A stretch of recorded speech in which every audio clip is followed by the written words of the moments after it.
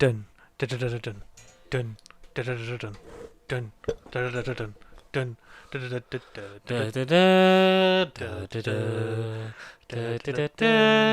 What the fuck happened? Maybe they shouldn't have made this film. Wait. Cause it's rubbish, Harrison Ford's really old. CGI can't even save the budget.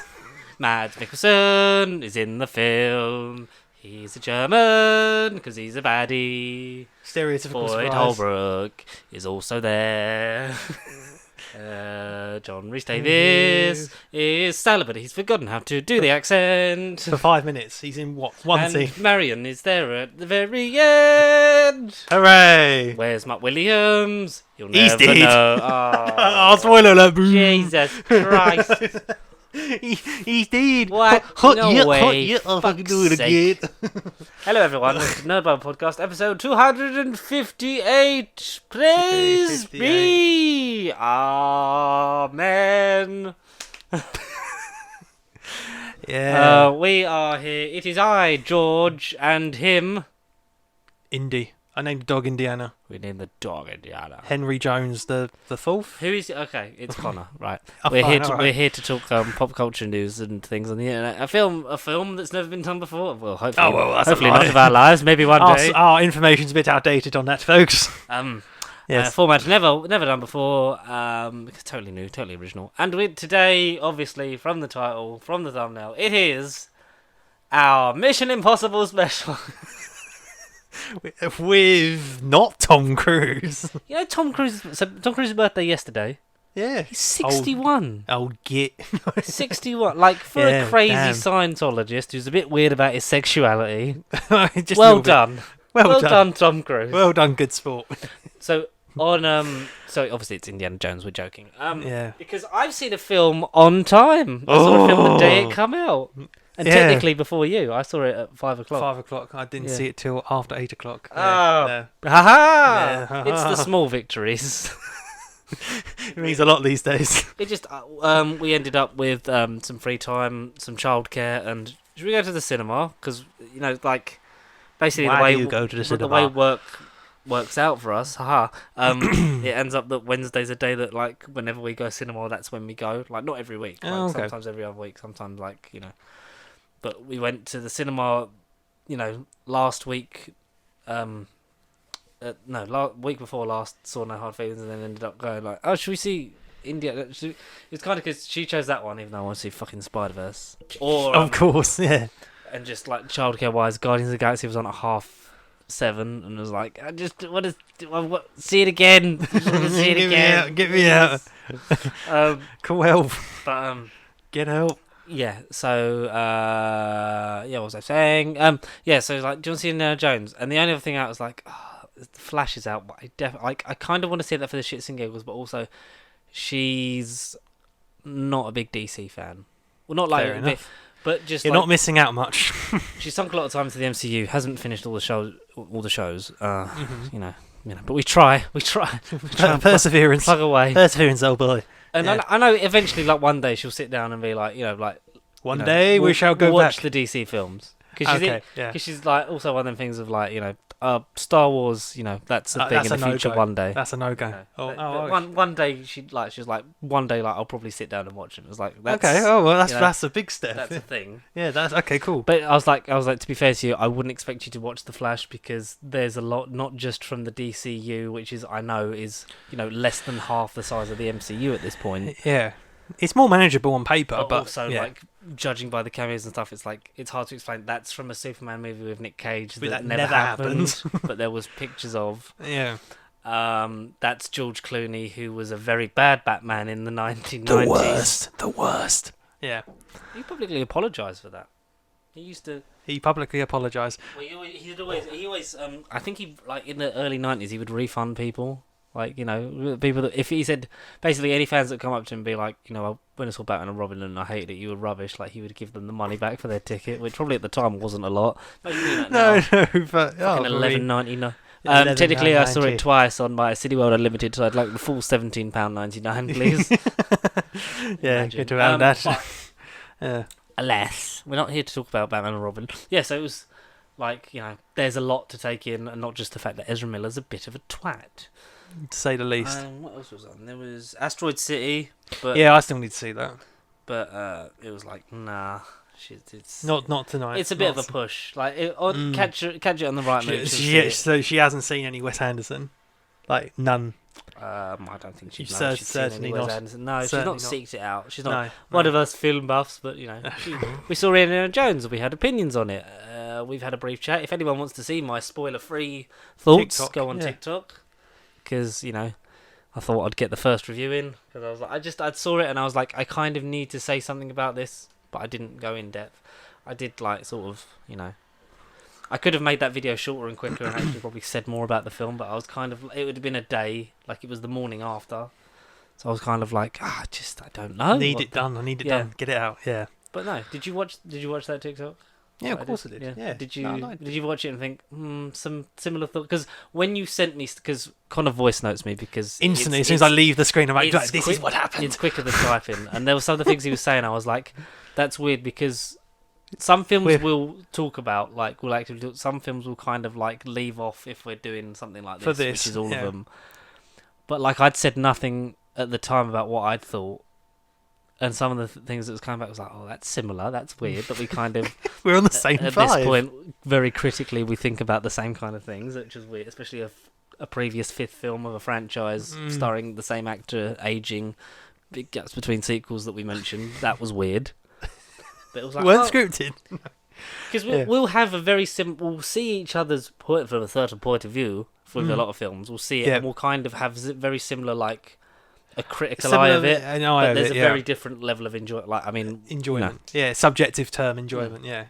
But this is one that I think we're quite similar on, which we'll get into. So we're doing all five Indiana Jones. We're not doing like we used to as like a recap, and then the next week we'll talk about. We got all five. Bang, whether you like it or not. Indiana Jones. So we'll quickly fly through the news.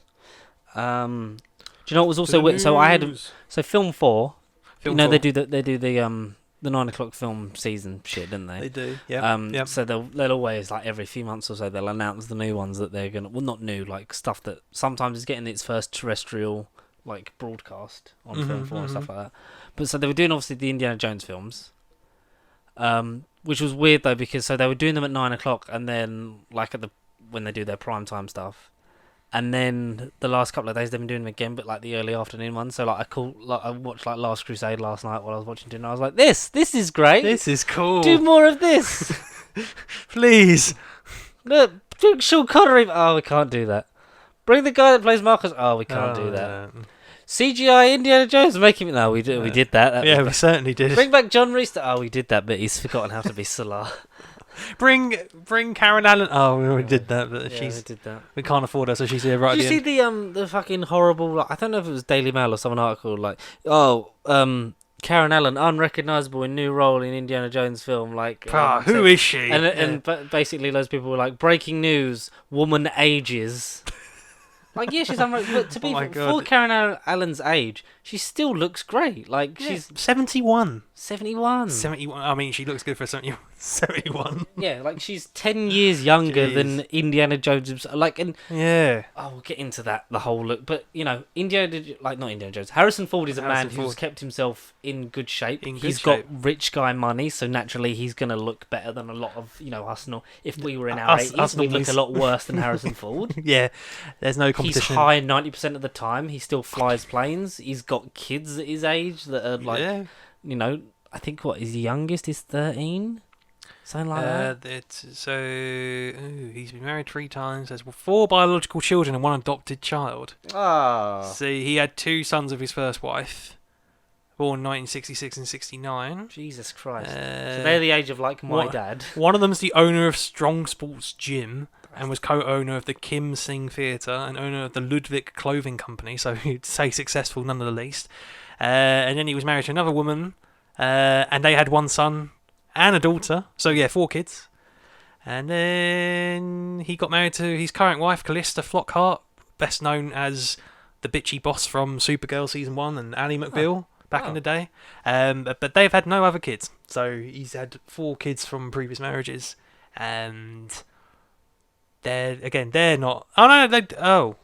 They are the parents of a kid named Liam, the son she adopted before meeting Ford. So Callista Flockhart adopted the fifth child in their family before meeting Harrison Ford. So they are 2001. Jesus, so that's 22. So his youngest Yeah. is 22. Youngest is only 22, 3 years younger than us. Oh, Jesus. yeah. Well, three years and a younger than bit. you. Yeah. And 5 years younger than me. 2 years older than me. Yeah. 96, baby. Cheeky kid. Well, you like 2 it? years older than me. Jeez. That's how we do it. That's why I'm the senior statesman of this podcast, much like Harrison Ford in Indiana Jones and the Dial of Destiny. See, we bring it back round. Just like a whip. Yes. Mm. I'm her godfather. Yes, you are. Phoebe Waller-Bridge is there. I thought she was entertaining. Yeah, because obviously, like, we're going to go through all of them. Yeah. But, like, I want to say, like, as someone who, I said to you, like, Phoebe Waller-Bridge as a performer, as an actor, I don't gel with a lot of her stuff because I think I have no prior experience. whether it's the writing or whatever, sometimes she comes across as grating. Biggest example for me, was it not K2SO? What's the fucking droid she plays in Solo? L3 37. That's like you know, fucking weird, and I know I don't remember it. I know a lot of her performances are like this weird over the top, like bubbly, eccentric, overly sexualized kind of deviant stuff, and it's like, right. This works, just not all the time, and sort of maybe like because it's like she's constantly at that level, and it doesn't. I know in that film she's a robot, but Broadchurch as well is another one where I'm kind of like she's kind of just a bit, And she's But I know this is sometimes the way the characters are written. And Fleabag, I've never fully sort of gone because it's just a show that I've sort of seen bits of and gone, like this is very well made. It's like she's a fantastic writer and like producer in her own credit. Like she's got like the work she did on No Time to Die. I think the script wasn't bad. It was quite funny. The only weak link was the villain, but you can't have it all. Yeah. I think she's an outstanding writer in that field. It's just I've not gelled with her as a performer. Has it changed in this? Not really, but slightly, but not really. If that makes sense. That's the only thing I'll say. I'll save that for when we get to it. But I say I've had no prior experience. I've only had George's prior words and sort of expectation going into it. But I don't know. Again, when you actually analyse the character, how she is from scene to scene, I mean, it can be viewed one way. But in the moment, she kind of put a smile on my face. I kind of wanted to see where she went, and again, I thought she was like quote unquote entertaining. But I mean, when I actually think about it, it might go down on rewatch. But I was very much invested in her, and I wanted to see where she went in the film. So she won a title. Oh God, George was right. Like, what have they done? But I mean, I know again she's the creator of Fleabag, which I've not even looked at. Again, surprise, surprise, TV. I'm behind on everything. But I know her as the creator of Fleabag, and then again, she's done a lot of like writing, producing, behind the scenes stuff. But again, for a first exposure, first glimpse at her, I kind of would like to see her in something next. But when and what and how it should be, could be anything. Again, if it's an original screenplay, original IP, I mean, not that they don't exist these days. Shots fired, Hollywood. I think that would be a better approach than casting in like a Marvel or a DC or another big franchise. Yeah, I don't want to I want to see her in other stuff. Like, I like that it's kind of your thing is like you want to seek her work out and see her like. Well, I do that with everyone. My only thing is like when I see her in stuff, like she's in stuff, it's not like a thing of like she's in it. It's kind of like okay, let's see how she does. Let's just see what happens. Yeah. Okay. It's one of those ones, but she's great at what she does. And she does it well, and she earns a lot of money for it. So well done, Phoebe Waller-Bridge. The basic information of what's happened in the news. Should we actually going back to the DC topic that we touched briefly because I think it was last Tuesday night. Tuesday night. Because we spoke about a certain Mr. Gunn on our podcast as usual. We always say news, and then something happens as soon as we leave the studio. We finally know who the next Superman and Lois Lane is in the world of DC. We do. Are you surprised? I mean, yes, because I don't know who these people are. No, if anything, I've heard of Rachel Brosnahan. I can't. Sorry if I butchered your name, love. I've heard of her in something, but I've not actually seen her work. But I knew her face. But the actual Man of Steel, the son of Krypton himself, David Corenswet or Corenswet, depending on how you pronounce it. I've not seen him in anything. Mm-hmm. But oh boy, does he look like a Mr. Cavill? People have said that, but he doesn't. I don't think they've got similar. Even with the hair. They've got, yeah, but I could get my hair cut like you, and the people would say I'd look copycat. Like No, he copied Henry Cavill. He's got a much squarer jaw. Similar, yes. So if you were saying that this is a younger version of the Cavill Superman, it would be believable. If it was like a Krypton Man of Steel prequel TV series, maybe. Do you know my main thing? What's up with David Corenswet? Nothing. Good luck to him and who's playing Lois Lane? Emma Brosnan. How old is David? He's 29. Okay. 29. A full 8 years younger than Henry Cavill. And then this Rachel Brosnahan. Yeah, Brosnahan is 32. Okay. Decent ages to get franchise material out. Longevity. I wish them both the best of luck. I just don't really care. No. Like, when I saw it, I wasn't like, oh. Woohoo! Not like and this isn't to compare it because people are going to say, oh, it's completely different. But Robert Pattinson as Batman was kind of like, oh, that's different. That is different, yeah. Like, that's someone that we're like, that was, for me, that's Keaton levels of, oh, that's interesting because they generally don't exude, that muscly sort of physique. Yeah. Like, it was completely different to Ben Affleck. Most of the Batman actors at the time have gone from different to different to different to different. Yeah, to very different. Kind of like how Bond, like Edgar Wright says, like, you've got to go sort of dark chocolate, light chocolate. Like, you've got to have like your cringy, funny, sort of gadget laden one, and then your dark, gritty one, and it's kind of got to alternate because otherwise, it's it keeps it fresh-ish. Yeah. It's kind of been like that because you've had kooky and in terms of films, technically Adam West, but that was just a continuation of the TV show. Like Keaton, Kilmer's then a bit more of a pretty boy, believable. Obviously, like slightly too young. Clooney looked too old, but was trying to be sort of a more grown-up version of the Kilmer one. Then you get darker gritty, but then they haven't really alternated. But you've had like different mixes, like Christian Bale, like I kill those people. You're gonna love me. Where are the other drugs going? Don't expect them in there is. We did for Tenet. We redid the Dark Knight trilogy, didn't we? I think we did. Yeah, we must have done. We'll have to do something else for it. We'll do Tenet for Oppenheimer. Or more like Barbenheimer. Yeah. That weekend's gonna be fucking fuck them. Fuck Chris Nolan. Not Barbie. Ben Affleck, grizzled, older, Dark Knight Returns, comic beefcake. book. Yeah. I have one rule: I don't kill. And apart from all those people on that pier that I killed, apart from those, like the Robert Bat announcement was like that's different. That's interesting. It's like with Heath Ledger before him. It's like I didn't expect that, and can he surely be that good? But performances. One of the single greatest comic book movie portrayals in cinema history.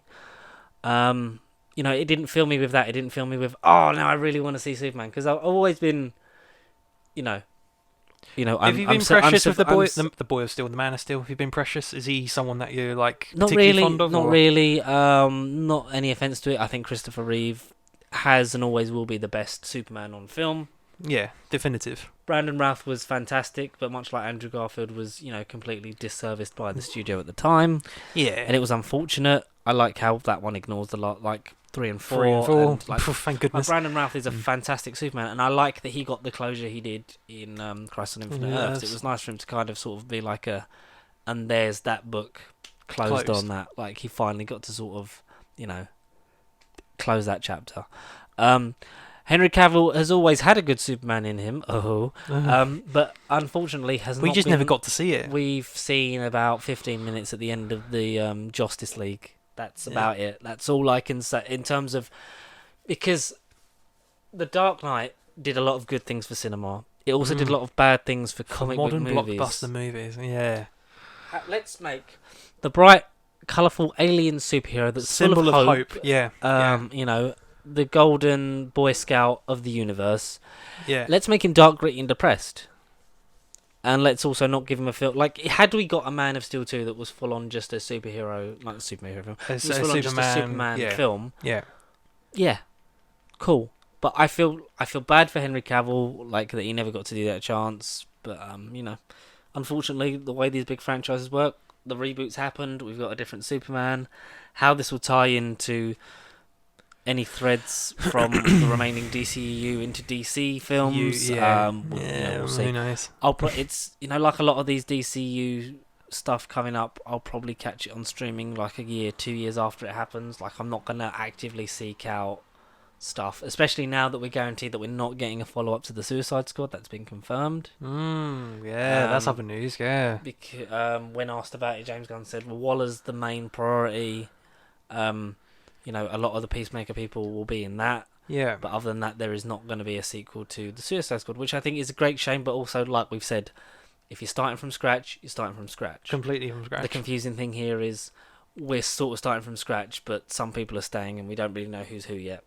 Yeah. Like the fact that Blue Beetle will be the first hero DCU character introduced into the DCU. Superman is confirmed to, like, it will take, like, there will already be superheroes that exist. Because I always think if you're going to do a universe, Superman should always be the first thing. Superman should be the first. The origin. Yes.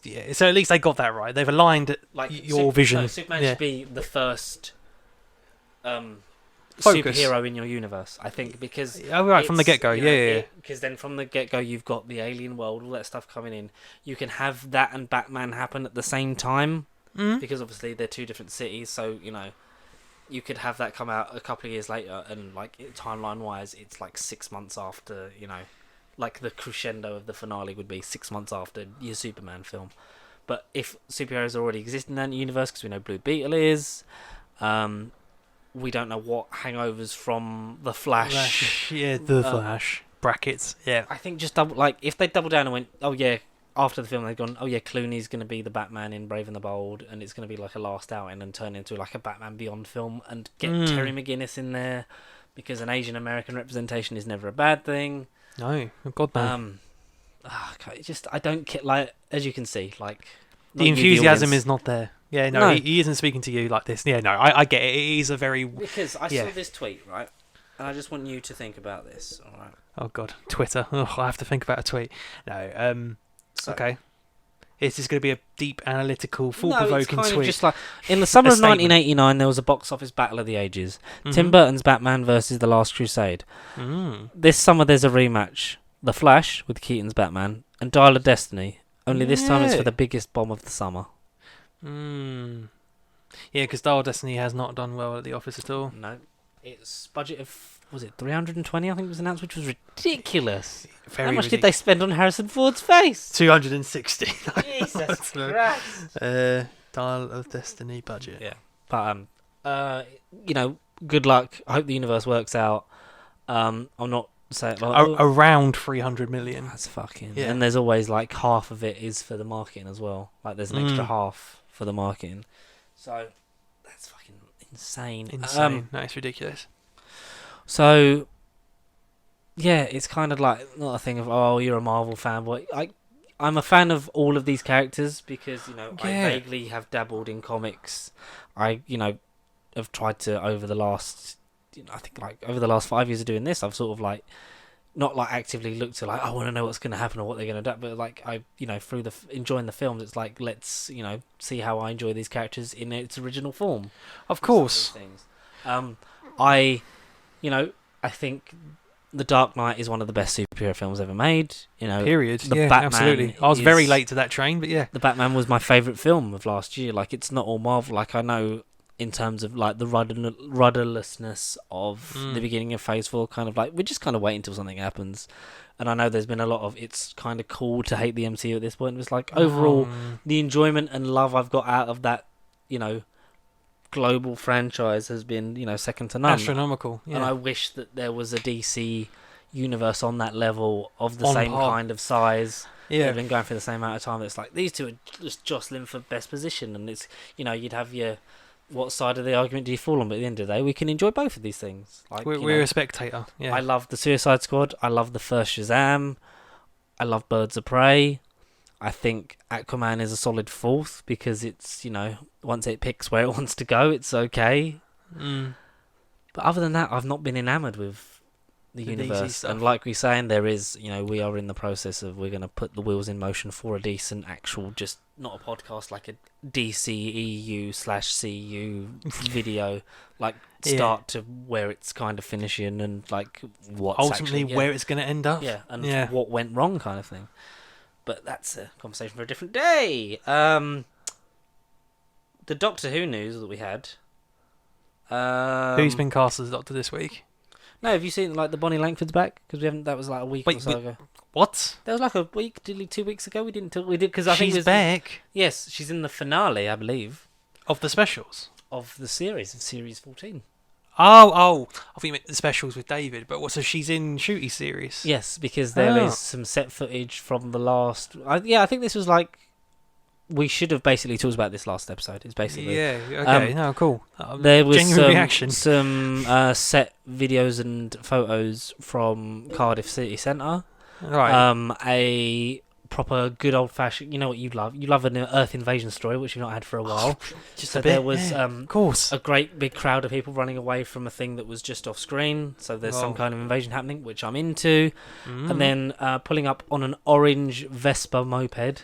Is Mel and the Doctor, but Mel's driving, and Shooty's like, and I love that. I love that Russell always does those kind of gender flipped expectation things, like exactly in Rose, when the Mickey Alton's head gets pulled off. Unfortunately, not for real because I'm innocent until proving it. There's a lot of people, so it's kind of hard to. There's a John Barrowman thing I've got to talk to you about, which I'm really sort of depressed about. Anyway. Oh, brilliant! He says it with a big grin on his face.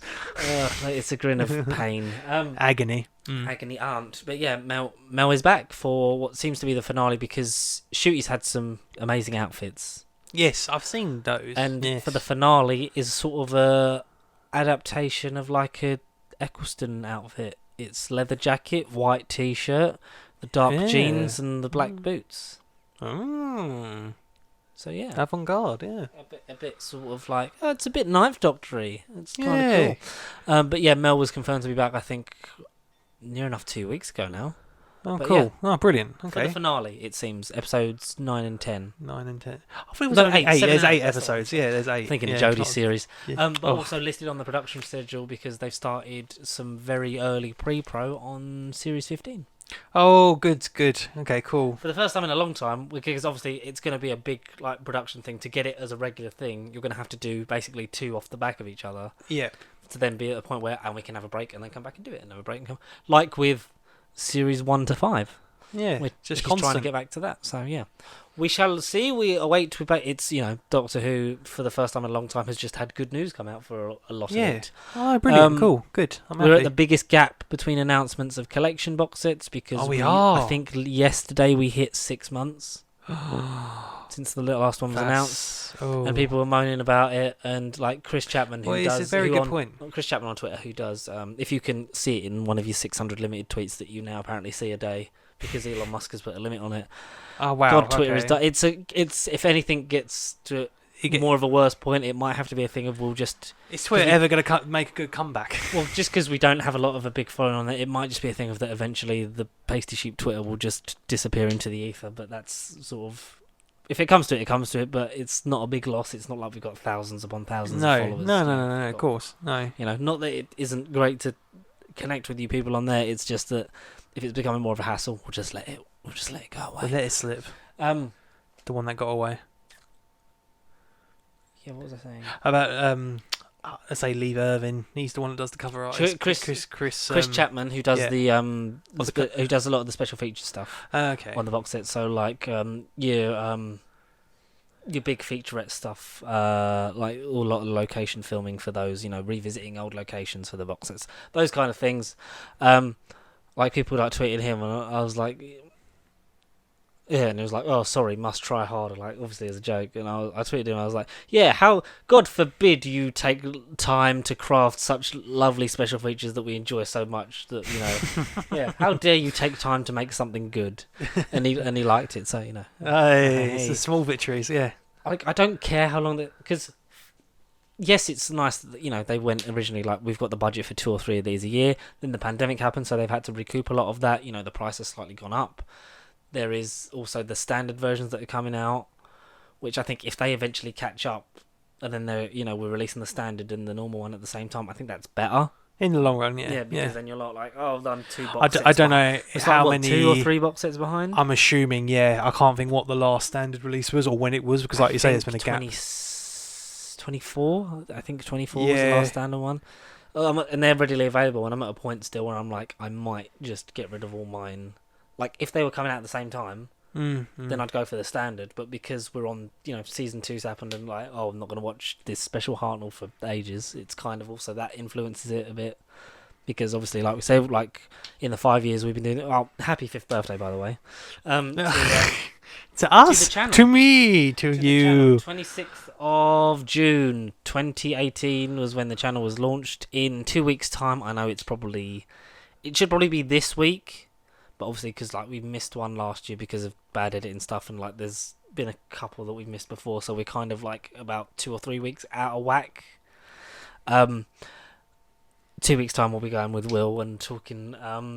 Will be more of a celebration because that will be episode 260, which will be the 5th anniversary of this podcast, which is weird because I'm re-listening to a podcast that was a year older than us. It's nearly 7 years old, and it's like, wow, that's crazy. Time flies when you're having fun. Like, I'm having like the ability to actually save for these sets because obviously, like when they come out, it's like I know you pre-order it and then the money comes out later, but that's a later you problem. But actually, not having to pay out every 3-4 months. I'm kind of like, oh, like it's a positive. It's a small victory. When one comes out, like I'll have the money like ready to go. Do it. If I'll be more than in a better place for it. And it also gives me a chance to, watch the ones that I actually own that I haven't watched. So yeah, I can vouch for that as well. I still have got a couple to go through myself, but you'd think because this is the big 60, this is the big year, you'd think we would have had at least some sort of indication as to where the release calendar is going to be. I would be fine if they just went, season 20 comes out in November. I'd be fine with that. And knowing our luck, it will happen tonight or tomorrow.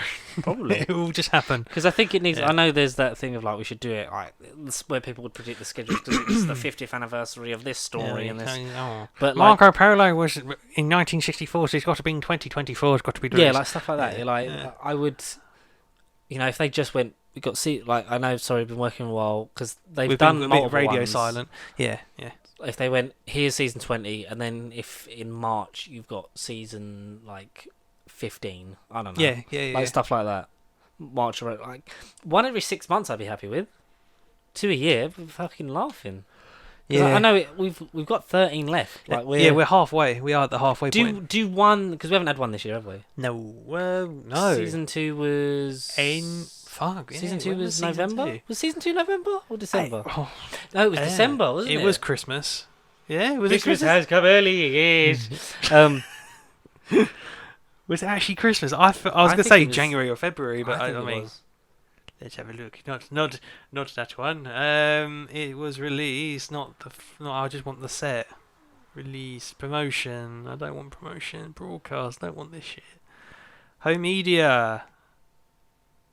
2002. DVD and Blu-ray. That's what we want. Books. 5th of December. Complete season 2. Yeah. 5th of December 2022. Yeah, in region 2. Yeah. 5th of December. Hell, yeah. I'd like do season 20. Definitely for 20. And then do 1 in June, 1 in December, 1 in June, 1 in December. And then do that for 6 years, and then we're done. Sorted. Until we do the new ones, and we discover all those episodes, and we re-release seasons 1 to 6 as the big black and white box set. Special edition. Lost in time, but found again. Lost in time part 2, yeah. Fucking hell, we're waffling about shit, aren't we? Greta Gerwig will direct at least 2 Chronicles of Narnia films for the Netflix reboot. As people have been saying, we've got a lot of very good talent, but could you imagine like the franchise is of old being done by Golden Age Hollywood people? which I kind of get because like the Barbie movie is not a franchise movie, but it's sort of more of a mainstream thing. But Greta Gerwig has said, she wants to kind of, bounce between like big budget studio stuff and smaller things, like as she calls him, her weekend buddy Chris Nolan. Because like saying how he did Prestige after The Dark Knight, which she's like, it's not a small film, but it's a completely different vehicle to the Batman films. The Dark Knight trilogy, yeah. And curating your own history continues with Crater, starring McKenna Grace and Kid Cudi, has been removed from Disney Plus due to cost-cutting reasons. The film was released on Disney Plus on May the 12th. And it's only May the 12th. It's been taken off. It's already been taken off. Not even 2 months later. Yes. Wow. I hate that kind of shit, but we talked hell? about it before. Chad Stileski is unsure if John Wick 5 will actually happen. Yeah, you're fucking right, mate. It's very appealing. I just don't know the how and the why yet. And so someone come up with this. Michael Cook at Michael Cook Film on Twitter came up with this idea, and I wanted to run it past you because I really like it. And it you've not seen Mr. Wick number 4 yet, haven't you? You've not seen John Wick 4 yet. Have I seen it? I don't know if I have. Did you see Maybe it? I've not. I know what happens at the end. Well, then you must have seen it. I don't know. I see things, but I also, through osmosis and being spoiled about things, I know. Like, I know the end of The Flash because people post it on TikTok and they're, not cunts, because, like, if I cared about the film, I'd be annoyed, but, I don't really give a shit. Yeah. So, bonkers idea, and I thought I'd run this past you because I think you will like it, and it sort of harkens back to a previous Keanu Reeves vehicle. In terms of, like, the where Neo. it's set. Okay. Bonkers galaxy brain idea that would keep... What we do is we keep John Wick dead, but he has to fight his way from the depths of hell, fighting everyone that he's killed in the previous films to finally get to heaven to be with his wife. Kind of like a Bill and Ted's Bogus Journey, like ending up in hell. Dante's Inferno, yeah. I mean... It's an excuse to like do a victory lap of the series, get all the best villains back I again. see that as like an anime. I see it as like an actual animated feature. Yes. That would be sick. Oh, yeah, that would be cool. That'd be a good one-shot special feature type thing. That would be cool. But that's an idea for John Wick 5 that I don't hate. No.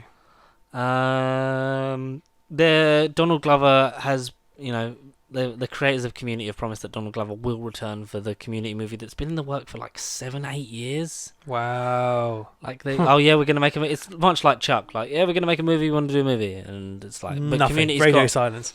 a big enough follow, like, at this point, I don't know if I'd want a Chuck movie, but, God, Chuck used to be so good. Let's just let it live in that bubble of stuff that used to be good and not revisit it. But Community, from what I've seen of it, I enjoy it. It's quite funny. Obviously, Donald Glover's character in that, wearing his Spider-Man pajamas, is one of the inspirational factors that led to the creation of Miles Morales. Yeah. So we have a lot to thank Donald Glover for, especially being the Prowler. No, not yet. Maybe, probably. Not the MCU Prowler. You'll get a Spum film. A good old spum. I don't know why I'm here. It's something to do with Spider-Man, I think. I think. If they'd have put that Vulture scene in The Flash, I'd have been like, respect. Something to do with Spider-Man. Something to do with Batman, I think. Something to do with The Flash, I think.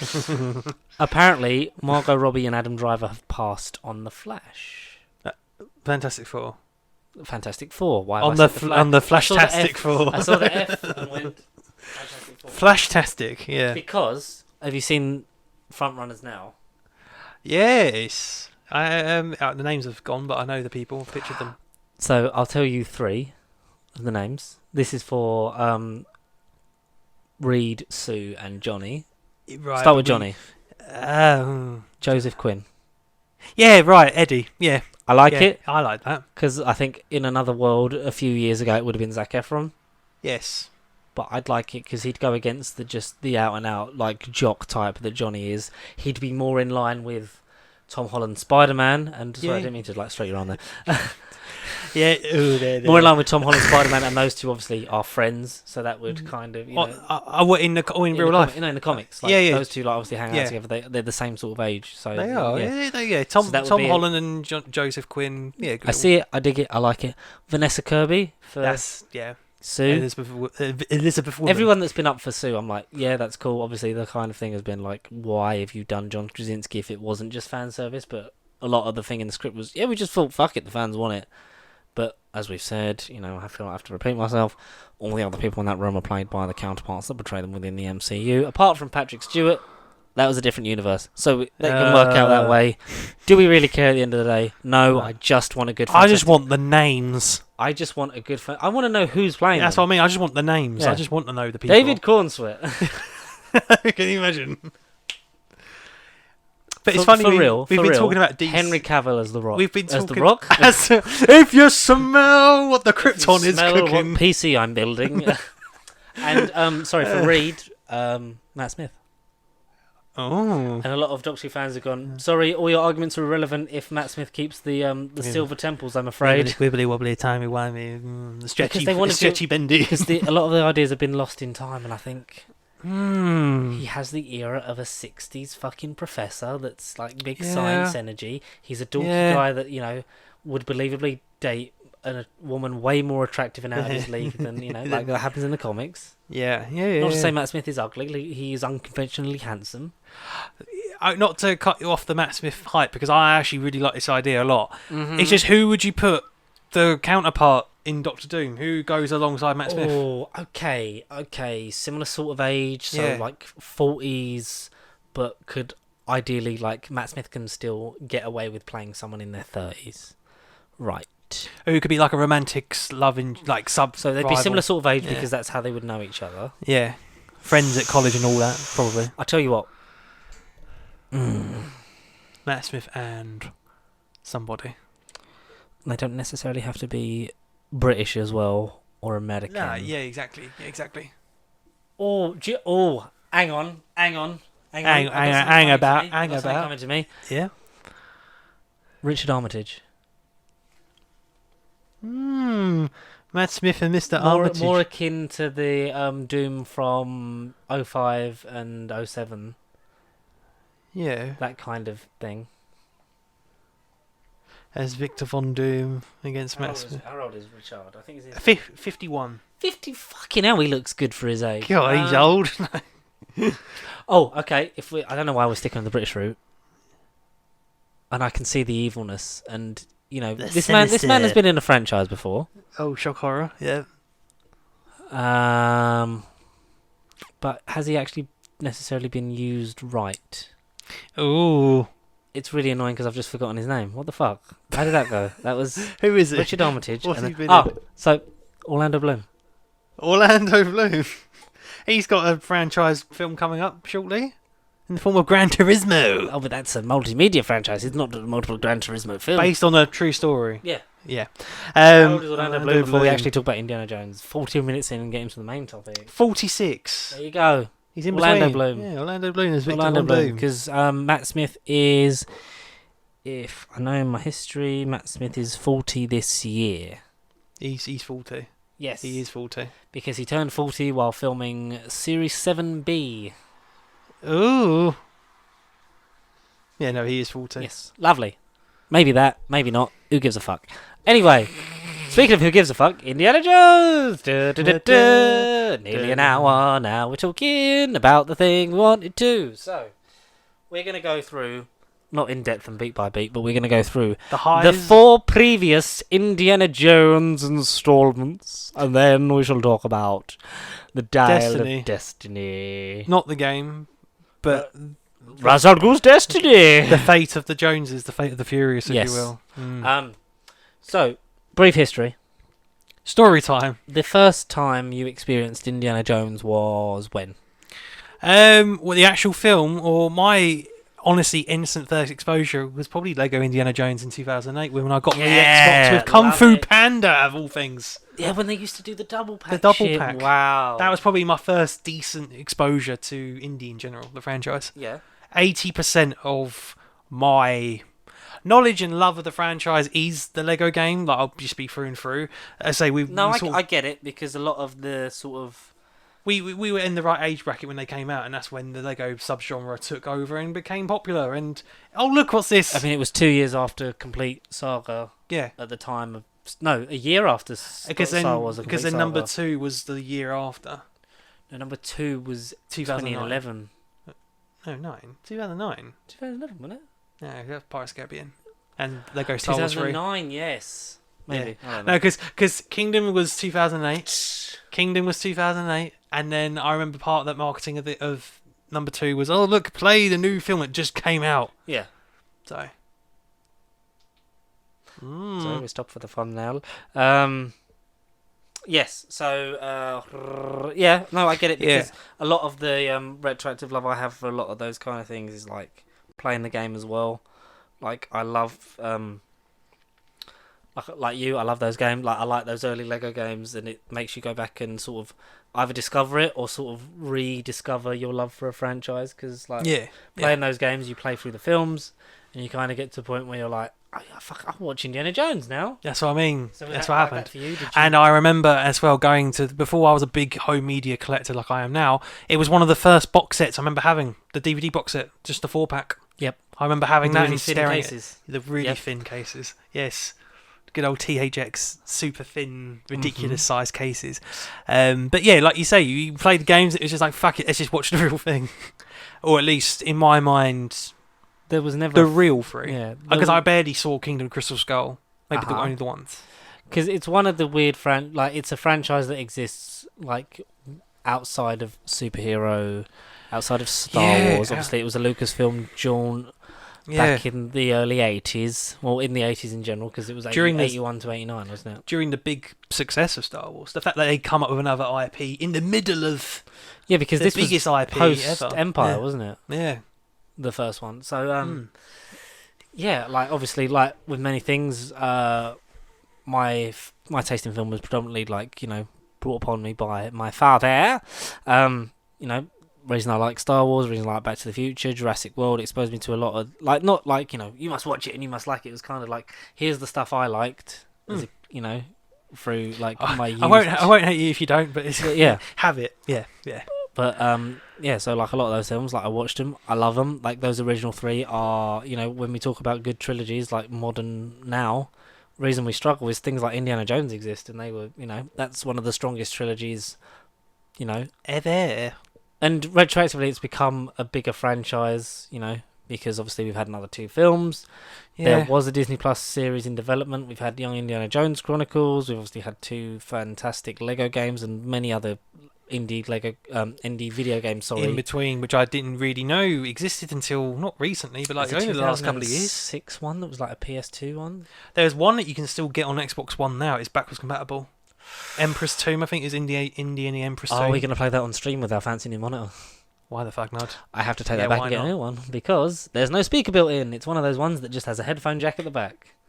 Boo! Why has life got to be so complicated? Literally. So it's like, I'd get no sound from it? No, so I've got to literally pack that up and take it back. But I'll probably get a maybe slightly cheaper one and maybe use that money on the webcam. Anyway, that was a tech break. Great success. We're getting there, people. In another 5 years' time, we'll have streamed at least once.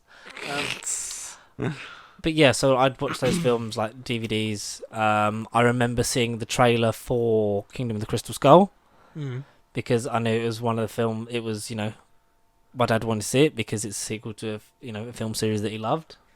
Yeah. I remember seeing it in the cinema in 2008. Yeah. At the time, obviously, like the prequels before it, it was a thing of like, this is my first exposure to a new one at my age in this environment. So it was like, I like it. And then obviously it's not that great. It's, you know, and it became very Phantom Menace, like cool to hate it. But it's had a bit of a reprise, not just because in the wake of the new film, but in the last sort of year or so leading up to like this new film. It was like, you know, the rankings of like the 4 previous ones. And there has been more love for Kingdom of the Crystal Skull than, you know, the hate it was at before. Like it was rock bottom, it's rubbish. Like it's definitely weaker than the original 3. It just doesn't hold a candle to the 80s. It doesn't. It just doesn't. Okay. To me, it just really doesn't. You know, things are about things and opinions and things. But all's fair in love and war, folks. Yeah. Especially on my last rewatch, I actually really had a much better time than I remember this being rubbish. But at the time, I enjoyed it. I remember watching it on Sky Movies like 2011 or something, and still enjoyed it. Like it's like the prequels for us. We'll have more of an appreciation because that one was made for us. That was for us. Yeah. That wasn't for... We were the target audience. Because at the end of the day, these films, like Star Wars, like Marvel films, like they're being made for, they're predominantly family films, but they're aimed more at the children are the ones that stay with it and come back. The adults will drop in and out and stuff like that. There's been more of an expectation, and I think for this new one, for it to be like, this one's for the ones of the kids of the 80s. The kids of the 80s, yeah. This isn't... Because this, for me, doesn't... Thank you for sticking around. This, for me, doesn't appeal to kids... Today. Now. No. I'm with you massively on that. And I think this is a big nostalgia-driven film. That's a byproduct of the nostalgia we've got from recent like multiverse films and people returning to roles that they had like 20, 30 years ago. Yeah. That's that's at the detriment to it because we're not making an Indiana Jones film for today's kids. Yes. This is a pure thing of, wasn't this great fun? We'll have one last go around and it's all us people feeling really nostalgic, blah, blah, blah. But, so, we start with Raiders of the Lost Ark. Probably, not Indiana Jones and the Raiders. No, retitled, renamed. With Star Wars before it. No. It was retitled to fit with the series. Raiders of the Lost Ark, 1981. 1981. Just after the biggest film of all time. Biggest sequel, probably still of all time. Empire Strikes Back. And probably the only reason it was made that quick is because of the money it freaking got. That's the whole reason Lucasfilm took off, was because of A New Hope. So, Star Wars. Sorry, for you originals out there in 1977. Yeah. Harrison Ford stars as Dr. Henry Jones Jr., commonly referred to by his adventurer name of Indiana Jones. Indiana Jones. A professor of archaeology that teaches... by day. Teaches at college. There's a really good YouTube video that I need to get back to when we get to the fourth one. That's just reminded me of that. This is very... Like, a lot of people... for a lot of people, it's this or Last Crusade is the best one. I kind of have to agree, but not jumping to our rankings, not jumping to our whole thoughts, but I think it's between those two massively. Spoiler alert, briefly. It is fantastic. Harrison Ford, we've got John Rhys Davies in his first appearance as Salah. Alfred Molina as Molina. That was his first feature film part, wasn't it? With so Indiana Jones films were born out of the love for the James Bond franchise. Which I again, all this information until Mr. Sunday sort of covered it not that long ago and everything. I didn't know half of the the backstory film information going into when I was younger. So half of the behind the scenes information was new to me this time around. Yes. So I've looked at it through a different lens, kind of. So you've got more out of it and a bit of better. New trivia going into it, and I was kind of like, this is interesting. Yeah. That's nice. That's nice to hear. Basically, Spielberg and Lucas loved Indiana Jones. They wanted like sort of the old-fashioned adventurer film, like serialized films. Serial films, like from the 40s, 50s. Yeah. 30s. Cowboy, but not quite cowboy because they kind of died out in films. So we get an archaeologist professor that, in his own right, Indiana Jones inspired a genre of films. Would we have got the Brendan Fraser mummy films without these? No, absolutely not. No, especially because they're also period set. This one's set in 1936. 36? Yeah, because 36, Doom is 35. 38. Yes. I'm sure. Yeah, something like that. Yeah, there is a gap between Raiders and Crusade. Yeah. Mm-hmm. Yeah. So the Indiana Jones has to basically, like a James Bond, globetrot and instead of just kill the bad guy, but it has to beat the bad guys essentially to the artifact. Yes, it's kind of when you look at the original trilogy, that's kind of the thing for each one. The way they go about it in terms of story, direction, and tone are different through those original three films. It's all about the journey, and I know the saying is it's all about the journey and not necessarily the destination. But I do like the destination for these first three as well. I like where we end up. Satisfying. They conclude well.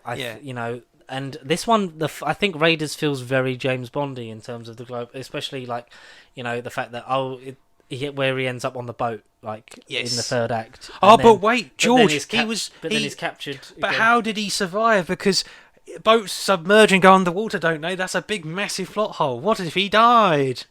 That's literally been 50% of the chat with Raiders of the Lost Ark. But wait, he almost drowned in the water. There's a deleted scene where he clung on. And also, it's a film. So, Exactly, it's a movie. yeah. You Yeah. suspend your disbelief because without it, the film doesn't happen. Yes. And that would be very anticlimactic. He went underwater and dead. Yeah. Credits. Yeah. We wouldn't have had another 4 films. Yeah. I think this is my favourite Harrison Ford role in these Ever. films. I think his best performance... I need to see a lot of work outside of Star Wars and Jones. Have you seen The but Fugitive? Not yet, but that's probably next on my Ford assance. Watch his 2 turns as Jack Ryan as well. Yeah. Clear and Present Danger and Patriot Games, yeah. I think he's one of the better Jack Ryan. I think he's probably... So who's Jack Ryan? So we've had Harrison Ford... Sean Connery. No, Sean Connery was in Hunt for Red October. He was the villain, wasn't he? Who was... who was Hunt for Red... Wait. What movies did Harrison Ford do? Clear Present Danger and Patriot Games. But I thought Hunt for Red October was Connery. No, I believe Connery's the villain and Alec Baldwin is Jack Ryan. Oh, okay, cool. Right, Alec Baldwin. Chris Pine. Yeah, in the films. and then Ben Affleck. Batfleck. Yeah. Ben Affleck was before. I think it was Baldwin, Affleck, Ford. Pine. No. Or was it Baldwin, Ford, Two Affleck? Fords, then Affleck, and then Pine. I don't know. Yeah. I think Affleck. I thought it was before Daredevil. I know that for Affleck. He was relatively young. I thought Ford was like one of them was in the 90s. I thought they're both in the 90s. We shall see. Yeah. And then Chris Pine with Shadow Recruit, which 2014. was... and John Krasinski is him in the final season now on Amazon Prime. Yeah. Go watch it. What else? Air Force One. Very good. Harrison Ford, he's like Tom Hanks. He doesn't really do... I mean, Cowboys and Aliens was a bit shit, but he doesn't really do bad film. Like, he's kind of the same in all of them. Obviously, Star Wars and Indiana Jones was solely his vehicle. Yeah. Star Wars, like he's saying in the last few weeks of press, he said like he's so grateful for the opportunities that it gave him, with many people saying that someone's clearly got a gun to his head because he hates Star Wars. We'll get back to that for Dial of Destiny. Yeah, Destiny. I think Raiders is my favourite flat-out Indiana Jones performance. I think the formula is better and the sort of the journey and the arc in Last Crusade, I think the dynamic with him and Sean Connery is like the best. Yeah. Can't be unmatched. Much like Bond, you have a Bond girl or an indie girl. An indie girl. Yeah. But they, so in the first film we get our first appearance of Marion Ravenwood, played by Karen Allen. We have to gloss over the fact that she's technically a minor when it's implied they first meet. Oh, yeah, that script information, I did not know that until recently, and that changed my view. Not in where we meet her in the film, but when they first meet originally in expanded stuff and stuff we know since, like from years before, it's implied that she was 14 when he met her. 14 or 15, I think. And he was 27? Something like that, isn't it? Yeah. It's bad scripting choice, guys. And Lucas is the one that wrote that draft, and then Spielberg turned it down. So he likes, thank goodness, underage stuff. He likes a bit of incest. Like, this guy needs a calming down. Oh, stand on your old horse, Lucas. But there was when he went to Spielberg about it, like they had an agreement to do the whole trilogy. So the first film, arguably for many the best. Like say Alfred Molina, the villains of the Nazis, because it's an Indiana Jones film, so the villains of the Nazis. Of course. It makes sense. Yeah, it does. Because of the time period, it's the 30s.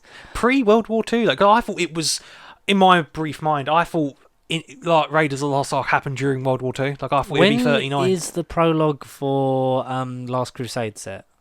Oh, Jesus. The beginning of Last Crusade? Yeah, like the River Phoenix stuff. Yeah. While you Google that, I will continue to... so the Ark of the Covenant is something the Nazis are after, because you'll find that a lot of it based in beliefs and true stories from what we know of certain things in history, that I believe Adolf Hitler was like big in... I can't believe this is a sentence we're saying.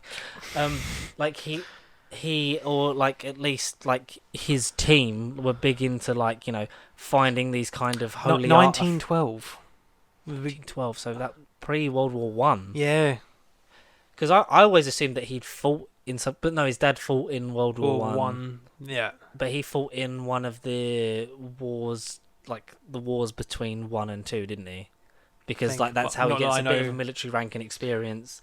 And then he's a colonel... Is he like sort of a colonel in World War Two or something like that? he has a bit of a sort of like, much like obviously it's fake, but like much like Star Wars, like he's kind of more of an experienced like fight, because he's like in his 40s by the end of the series, so he would have been like mid to early 40s in time of war.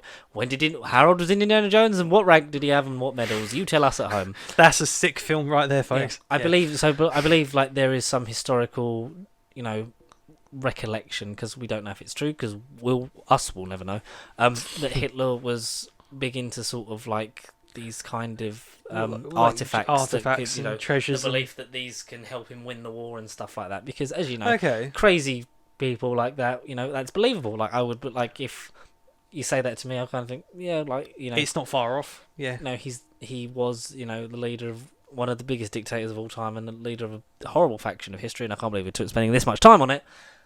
But that's believable. So that's kind of the root in the history of like that's what it was. So that's why the Nazis are the bad guys. Yeah, not the bad guys. That's why they're the antagonists. That's why they're just awful people. Yeah, they were the bad guys because they were horrible people. Yeah. They're antagonists in this film because that's how you link it to. And this is an American movie, and we have to say like fuck the Nazis, so we have to make them the villains. Fuck them in general. They were horrible people. They did horrible things. We have to Genocide make them the villains. Yeah. So the Ark of the Covenant is basically like God in a box. Yeah, because it's almost like a portal to the afterlife kind of thing, isn't it? Because that's how I suppose the it effect is that it has at the end. Don't look. Don't look. Close your eyes, Marion. Yeah, the actual Ark of the Covenant is a legendary artifact believed to be the most sacred relic of the Israelites. The Israelites, yes. Which is described as a wooden chest covered in pure gold with an elaborately designed lid called the Mercy Seat. I didn't want the description of the fucking box. If I wanted a good description, I'd go on Amazon. According to the Book of Exodus, the Ark contained the 2 stone tablets of the 10 Commandments. Yes. It links back to... I didn't even know it goes back to 10 Commandments, does it? Not that I've seen that or read anything about that myth. I don't remember that, but I roll with it because I like how it's used. Basically, they want to use the powers of God or something. Yeah, it is essentially the commandments. Like it's got God. It's bad because I've watched it like a week ago, but it's like you can't remember it. In terms of they don't flat out go, and this is why we want the Ark. Like, they don't purely state it. Yeah. But basically, to have that sort of godly power. As a weapon, help them to win the war, they believe. Yeah. That doesn't happen. They are fooled by Indiana Jones, even though he's put through the vigor and fucking marathon of a man that would probably be killed if he was real.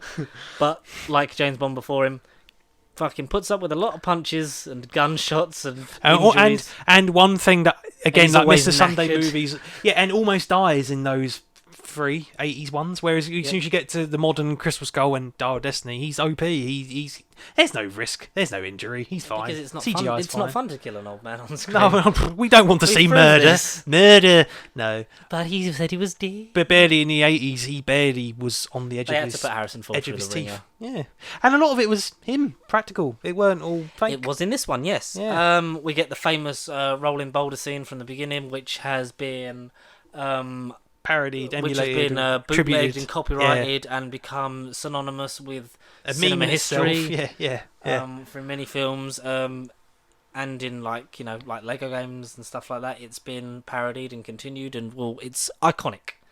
That whole temple scene is, no, this is the part. If you're going into like the temple of the Power Stone, there's going to be spikes coming out of the wall. Oh, okay, you just like that whole scene from Endgame, that's a whole reference to what Indiana Jones did for adventure films, like brought them back to the forefront. Fantastic. I love Raiders of the Lost Ark. It is not my favourite, and it's not, because when we get to the last one, like it's not the best made. It's up there, like that's a real lightning in the bottle. This is the original. Yeah, I say it's a template. Obviously, the sequels will refine and tweak things to likings, and it will be worked upon. It's 5 stars. This is the foundation. It's fantastic. It's amazing. It's near enough perfect. A film that's considered by many as not near enough perfect, but I really enjoyed this one. Is the sequel, Indiana Jones and the Temple of Doom, with the different title sequence. The only one that's got different titles. Very Bondy. Yeah, very Bondy. He's in the dinner suit. And we get essentially the theme song. It's who plays Will? I forget who plays Willie Scott. What's her name? Oh shit! Steven Spielberg's ex-wife. Oh yeah, yeah. See, I never knew that. That's why she was in Kate it. Capshaw. Kate Capshaw, who is, in interviews since, she's wasn't happy and maybe should have challenged it more, but she was, because a lot of people are annoyed by the way Willie is as a character, but I will always argue the fact that you don't want just another Marion, you want someone that's going to challenge him and stuff, but she comes from a completely different, this isn't her bag and her life. It's Marion's life because her father, Abner, was big into this stuff, worked with Indy, so she knows Indy, and, she's the recurring love interest of the series. Of the series, yes. This one, obviously, prequel, 2 years before. I think it was just 1 year. 1 year before. I don't know. 1 or 2 years before the last one, we have Temple of Doom. We get the Bond opening sequence. We get sort of she feels more akin to a Bond girl because this is someone that he's never gonna see again after this film. See ya. Yeah. They probably had sex in that village in India, and that was probably it. See you later. Yeah. Yeah.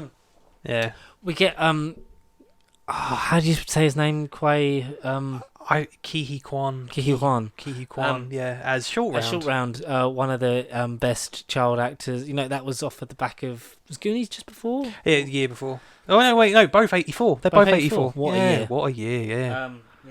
Unfortunately, obviously, like you talked, since that his career kind of stalled after that, after he aged out of child roles, it was kind of and no one wanted him anymore. Nothing, yeah. But he got, everything ever all at once. It was nice to see him back, and hopefully there's some things on the horizon for him. Yes, he's fantastic. Do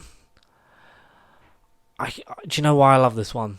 And it goes to the Caravan of Garbage stuff on the Indiana Jones films. Is this is a prequel, so you get away with the excuse of he's not as fine tuned and resourceful, and he's a murderer. Yeah, he's a murderer. He's just fucking killing people left, right, and centre. I love that because it's an insight into him. Because for a while I just didn't pay attention to the fact that it was a prequel. It was kind of this is just the next one. So I like the I like that sort of when you watch it, there is a thing of if you'd watched it in this guy's a jerk. Doom, Raiders, Crusade, there is the through line of he matures, or even for all five of them, he matures, becomes older, wiser, and sort of isn't just all guns blazing. And ironically, it's an all guns blazing Indiana Jones film, but I think back injury, he was injured for most of it, so he didn't do a lot of it is stunt doubles, which is why he did a lot more stunts in Last Crusade to just, I think he kind make of up for it. Yeah, feel like he needed to make up for it, but he owed it to himself. Yeah, he'd had surgery or something. And Mr. Bond, James Bond was on the set, so he kind of had to live up to sort of up his the original. A little bit. The original, I say. The aforementioned Temple of Doom. What's his name? Who plays Kalima. Marla Ram. Marla Ram. Yeah. Fantastic villain. This was generally a more conscious effort to go darker. And the film that invented the PG-13 / 12 rating for us. Yeah. Because of disturbing. There was PG or there was R-rated, wasn't there? Yeah. Which is a 15 over here. Yeah. Because a hard R is like an 18, isn't it? Yeah. So the invention of the PG-13 rating, and a lot of people don't like it because it's a lot darker. There's especially for a kids movie, it's ridiculous. It's very even of the time. It's not very. It's not aged horrendously well, but also at the time, it doesn't represent the people of India in a very positive light. Very positive light. I don't defend it. No, for at those all, decisions. Yeah, but it's not like it was set of present day. Right, of course. It's not condoning it in any way. It's just they thought, well, this is how, people may have thought about it, so this is how we'll portray him in this film. It's but maybe think about that and sort of... Because I think it's been dialed down on the Disney Plus releases. I think some of the stuff's more censored. Oh, okay. I mean, I didn't particularly... I watched them on Disney Plus, but I didn't see any, I wasn't aware of any censorships. If I still had the DVD copies, I would have to watch both to get it, but I might have to read about that now, but because I know with Disney Plus... Obviously, if they could delete stuff as soon as it comes out, they're gonna, they've changed and edited certain things. So, I wouldn't be surprised if there's more of a sort of family edit. Family edit change. But I like the darkness about it. I like the sort of rawness of India. The fact that this is a real. I feel like this is a real learning curve for him. I feel like this is step one of him. Well, I think if into we went through what half the stuff that they went through in this, and we would be a changed person. And I know that's a cliche. You can go through any movie and be like, yeah, you started off as a person here, and then you're this person. You've grown. Yeah. But I feel like really you would go through half the stuff in this movie, and it would scar you. It would change you. Yeah, he goes through it. He's like put under like voodoo control. Evil. Yeah. Like, he has to free a bunch of children slaves from like the underground mines. Yeah. So it's the 3 stones of Oh, what are God. they called? 3 magic stones. Just the 3 musketeers, but stones. Yeah, because this is weird because Indy Of the village. I don't think they're actually based on an actual religion. I think it was just No. more of a make-believe. and this is it's prop. rare because Indy stumbles into this adventure because he's like stealing the diamond at the beginning. Sankara, one of the 5 Sankara stones given Yeah. by the Hindu gods. Is that So is that based on a real life sort of? There's just a thing about Sankara Okay. or Adi Shankara. It was about an 8th century Indian scholar and teacher. His works present harmonizing reading of the Sastras.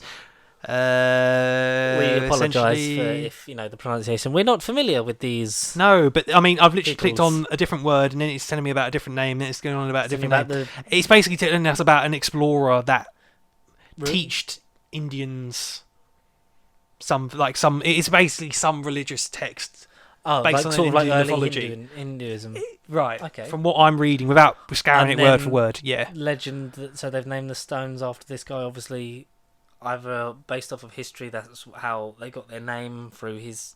His legend teachings, like the name stuck with the artifact, or like film wise, they just thought we'll link it back to this because this was actually a real person, and it gives a thing of like It had an a nod impact. to the history of this country that we're, albeit very poorly representing in terms of they're eating bugs and monkey brains. Monkey It's like, brains. it's- I feel like it's 2 different movies. You've got the stuff before the food sequence, and then you've got the food sequence, and then horror, the temple. horror stuff. It is a horror film, yeah, and you're just like, how? And I can't get that fact that it was a PG film for kids, and then I just imagine everyone's parents being like, oh god, you Oh can't yeah, watch because this. a lot of the reviews were like, this is too dark. Polarizing, yeah. Like I could just once I knew that going into it, I was just like, wow, this is really something else. Like not in a bad way or a No. good way, but I really was just like, I wish I would have been the parent in '84, taking my kid to see that and been like horrified by it, and I would have felt like the way Willie did in half the scenes, because I would have been like, oh my god, what is this movie?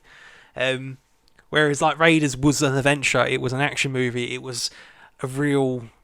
It was just an adventure. This just felt like a disturbing, mesmerising horror film that we wouldn't wish upon any soul in comparison. Yeah, so after the diamond, there's the plane crash, and then he sort of like after like the 3 of them jump out the plane in an inflatable raft, which a lot of people are like, oh, the stuff's unbelievable, like the action and stuff. Yeah, but he did unbelievable over the top action in the original 3. It's just it felt better because it was in a more grounded and better made film. Yes. Yeah. They end up in the village, and if you come, like they we like told that like the people that would like come and rescue us would like arrive, and like here you are, like to find these stones, and then it doesn't outright just be the thing of like we've got to find them. No, it isn't like the goal because of the it's film. the thing of like yeah. they end up like uncovering some stuff, like follow like the what is he What? Who? the child, because he's like remember the royal family, isn't he? The Maharaja. The Maharaja, Yeah. I forgot the name because I was like Pharaoh. No, that's Asian. It's Egyptian. Yeah. But Egyptian. Fucking what am I? Emperor. That's the all different. Yeah, basically Different titles. Basically a fucking leader. Uncovering all that, like the disappearance of the children. Yeah. Like the whole secret. It's got one of the best line deliveries. We are going to die. And that whole even that bit's stupid. Like she fixes. Like the crushing spot, the spike's going to come down and crush Indy in short round, and she has to reach in, but there's bugs all on it, and she flicks the switch, runs in, get it off, and then like bends over, like flicks the switch, and like, then I like how the music that was in like for when it was slowly happening, like comes out again, so like he throws Willie through the door, like jumps through, and then does the, another groundbreaking cinema through osmosis, piece of iconography, like the getting the hat before the door completely closes. Imagine Indiana Jones without his hat. Yeah. And throughout it, there's the sort of not overly sexual tension between him and Willie, but there is a kind of a thing of like she's ended up with this guy. You know, he's not bad looking. No, certainly not. I mean, he's shirtless in this movie. What would you want? Saved her life like a few times. You know, clearly can't stand each other. Why would she want to be with someone like that? I hate you. I don't like you either. Yeah. Will they? Won't they? But it's like Willie Scott can be a great in character, but I think she serves her purpose. Like she's written that way. She's meant to be different from Marion. Yes, and they did a good job of that. While it's it's not great in terms of it.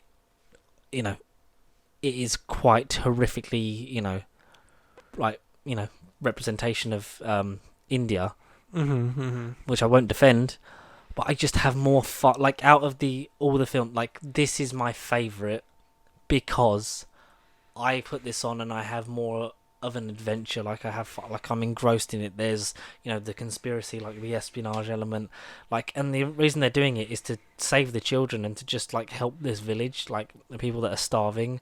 And the ending's more wholesome because it's not like a thing of it belongs in a museum kind of thing. Yeah. He only manages to get one of the rocks back after the fantastic bridge sequence. Again, iconic bridge sequence. Yeah, the pulling out of the heart, the burning of that, sending the bodies to hell. Like the way he stops the cage that's rolling, that's got Willie in it, by the guy gets stuck in it and it clearly breaks that guy's ribs. The wheel hits him into the floor. Yeah. Brutal stuff. It's brutal, it's great, it's dark, it's Indiana Jones being just fucking killing everyone. The villain gets eaten by a fucking alligator. Yes. That's not kid stuff. He just brings life back to the village and the children, and that's I think a more wholesome ending. And then from there, Indiana is the character that he is in Raiders and so forth. He's a change. He's not such a murderer. This is to quote a film that came out recently, this is his canon event. It's his canon event. This essentially, and the beginning of Last Crusade is what creates Indiana Jones. But which bit is the canon event? The bit where he gets possessed and he isn't? The bit where he cuts off the bridge? What bit is the canon event? The bit where the sword cuts the rope on the bridge. That moment. That's the canon event. Canon event. That has to happen. That has to happen. Okay.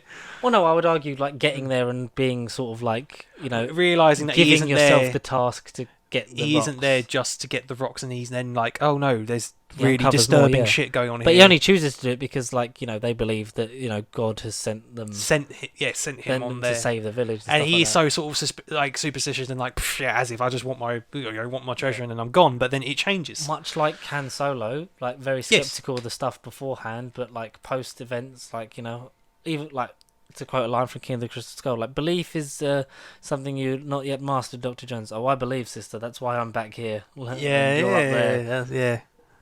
Good line. Sort of staying away from it. But it kind of and it gives him more humility because he is a sort of loose cannon, of sort of he's not a sharpened chisel. He's not a swashbuckling hero. He's a daredevil in this one. He's a bit sort of out there too, all guns blazing, and sort of learns through the if you go this Raiders Crusade, sort of matures and uses his strengths. Gun blazing again. We mentioned we didn't go through the famous scene in Raiders where probably the most entertaining scene of the movie where the swords fight and he just goes bang. All right, that was because of the food poisoning he had on set in Raiders. But I was just going to say, for this movie, I love it when he's facing the two swordsmen before they get to the bridge. Yeah, he's facing the two. He shoots. Is it when he? No, that's Crusade where he shoots 3 of them, isn't it? Crusade where he shoots 3 of them on the tank. Because isn't it with Crusade, he chucks the gun away, he then defeats the swordsman, and then he, towards the camera, he's like, and then he runs away and there's millions of the Doom, fuggies. I think. That is Doom. Yeah, because Willie loses the gun first act. Because it was hot, so burns her hands where's my gun? I cracked a nail. It's oh yeah, that's it. Yeah. So maybe it's that, I don't know. Because I don't know. But I really enjoy this one, obviously. Horribly aged stereotypes notwithstanding, but I just have more of an adventure on this one. So for me, it's probably in truth a 4-star movie. It's another totally enjoyable Indiana Jones. A nice solo watch. Yes. A nice cereal watch. Speaking of cereal, have you had your Kellogg's this morning? Have you had your Weetabix? 1989's Indiana Jones and the Last Crusade. Yeah, keyword last. It is meant to be the last one. This was the end. We've kind of gone back and forth a bit on it. So you, Last Crusade Me? first. Yeah, you can lead this one. So, It means you can lead Dial of Destiny as well. oh, I feel honoured. Someone would say that was Destiny all along. So, yeah, again, not knowing that, basically Spielberg wanted to do a James Bond movie, he decided, how are we going to top the freaking Doom Eating Temple? I mean, he wasn't quite Doom Eating. Overall, badly received Temple of Doom. Yeah, let's make it more, again, out of the three, the most character-driven, maybe out of the franchise, character-driven, personal. Again, it starts off as a typical adventure movie, but it's only when you finally see the face of James Bond himself, Sean Connery, as Henry Jones, his dad. That's when the movie for them shifts, and that's when the real message comes through, and you're like, this is what they were going for. Yes, I think it's There's got a one of shift. the best shot transitions in cinema history. Your last today, kid. It doesn't mean you have to like it. Puts the hat on young Indiana Jones's head, and he said, and then as he raises his head, and then it's Indy as Harrison Ford on the boat. That So transition is fantastic. Do you know what I like? And this is also something Mr. Sunday said about it. Is like, if you made this film now, that thing with River Phoenix would be the whole film. It would end with, and now he's Indiana Jones ready to go off on more adventures. But it's the fact that it's in and out in like 15-20 minutes. Like we start off like you say. But it doesn't feel rushed. It doesn't feel rushed or short and sweet. It feels just right, I think. I think every second is used to perfection. Yeah. So it's basically young Indiana Jones, before not the show. River Phoenix recovering this artifact in one of the mines. There's basically proto Indiana Jones guy who at one point in the script was going to be Abner Ravenwood. Yeah. Which again, I would have liked that idea, but the fact they didn't reveal it. But the fact that it's just a random guy that he then bases his dress sense and whole character off of, which is basically this guy is playing Harrison Ford against the kid that's playing young Harrison Ford. Yeah. It's quite meta. And he sort of, that's when he learns one of his lessons of that like, you know, because he manages to get the artifact off and like it belongs in a museum, blah blah blah, but like the guy claims it's from their family because it was stolen like by, because you know, museums are basically artifacts that were stolen themselves. by we stole them from cultures that we do not belong to and should probably be returned to them. Yeah, so like we get an off-screen sort of encounter with his dad, and you know the bad guys win. Like that's one of the things that that he learns, that like, you know, the good guys and what should happen doesn't always happen. Yeah, it's like morality. He sort of learns the Which morality you get game. in the last line, you know, like you lost today, kid. It doesn't mean you have to like it, and then that's why he then 20 odd years later is you know, trying to get that same piece back from the same guy to put it belongs in a museum. So do you. I like that whole boat thing. Like, you know, that's short and sweet. Like we catch Indy in the middle of an adventure that he's already having. I like that. Yeah. But the main narrative of Last Crusade. We had the Ark of the Covenant. Now we've had the Sankara stones. The Sankara stones, which is based on some, again, Indian 8th century text, which again we're not familiar with. But this one is about finding the Holy Grail. The Cup of Christ. The Cup of Christ. Legend has it that his blood spilt into the cup, and those who drank from it gained immortality. 3 brothers from one of the Crusades formed an oath to protect it, and basically his dad's been studying that his whole life. Yeah. Obsessed, you might say. Yeah. Which is, you know, a good narrative reason to bring him in. So where do we go, Connor? You know, his dad is, you know, missing. Well, kidnapped by none other than those goddamn Nazis. Set a year before World War II, 1938. So 2 years after Raiders. Yeah. Again, Indiana's just doing his teaching stuff at college, and again Marcus Brody, who again we didn't go over in the in Raiders, goes with Indy this time on the adventure. Yes. And Denholm Elliott, I think, was a nice addition originally, but I'm so glad he actually did get a chance to go with Indy and actually be on set, but be in the movie. Yeah. I thought he was excellent, and their back and forth was great. And the scene, again, jumping ahead with Connery and Denholm in the tank, in their secret little greeting handshake, I thought it was hilarious. The restoration. ARO. Citation. Henry, what are you doing? You believe that they're friends. Yeah, 100%. There's history. I think it's weird to think that Sean Connery's only like 12 years older than Harrison Ford. In real life, yeah. But it's He had believable. him at 12. But it's Yeah. believable, like the age difference in terms of like physical appearance. But like obviously they're both sort of well looked after men. Like they're in good physical health. So that's how you could believe that an older father would still be. Because obviously Sean Connery looks a lot older because of hair, the beard, everything.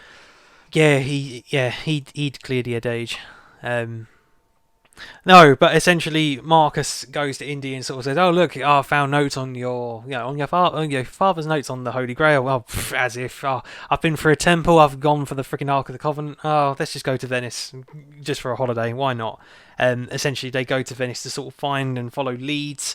They run into Salar back. John Rhys Davies is back in this one briefly. Well, it was briefly. He's in it majority of the film. But also Henry's got a contact out in Venice in the form of Elsa Schneider, which again I won't give her character straight away, but if you know your German, then it kind of says it all. But Elsa is another the love interest in this movie, if you like, the indie girl. Again, kind of to me Willy 2.0, but just not as annoying. But also because people betray Indiana Jones. Yeah, because she's a Nazi all along. The first time and only time that's happened. Bond girl. Indie girl sort of turned her back on Indy, the love interest, the hunk that was Harrison Ford in his prime. Again, I love the scene, again, going a bit into the plot. X never marks a spot, kid. That whole dynamic about X never marking the spot, and then literally in the library, not that I knew it in the Lego games, but literally the puzzle is an X. Yeah, the X marks. 3, 7, 10. X marks the spot. Yeah, I love all that. We get an acknowledgement that here his dad has a similar fear to him, like a fear of rats. Those rats obviously all bred for the film because normal rats would carry too many diseases, which I think is quite a fun fact. Yeah.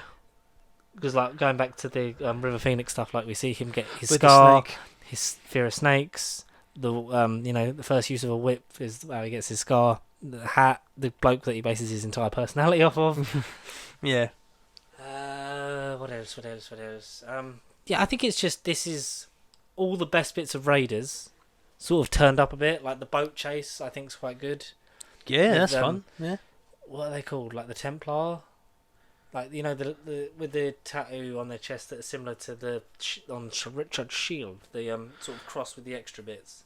I mean, Templar isn't a bad guess. Because we end up in Petra in Jordan, like the house in the sort of like temple thing in the cliff face is where the climax of the story happens. But like you say, once we hit Germany and we run into Indiana Jones Senior, the film kind of shifts gear and changes tone. In Austria. They go to Austria to rescue the dad. Yeah. You want to go back and get the book? You want to go back and get the book? When Indy and Dad are at the crossroads and... A literal crossroads in the film. Slaps him, hits him, and sort of says like... Blasphemy. No. Yeah, blasphemy. You want to go back and get the diary? It's like, well, I didn't... he basically says, I didn't memorize it. What did you need to write it down? We need to go with a book, because...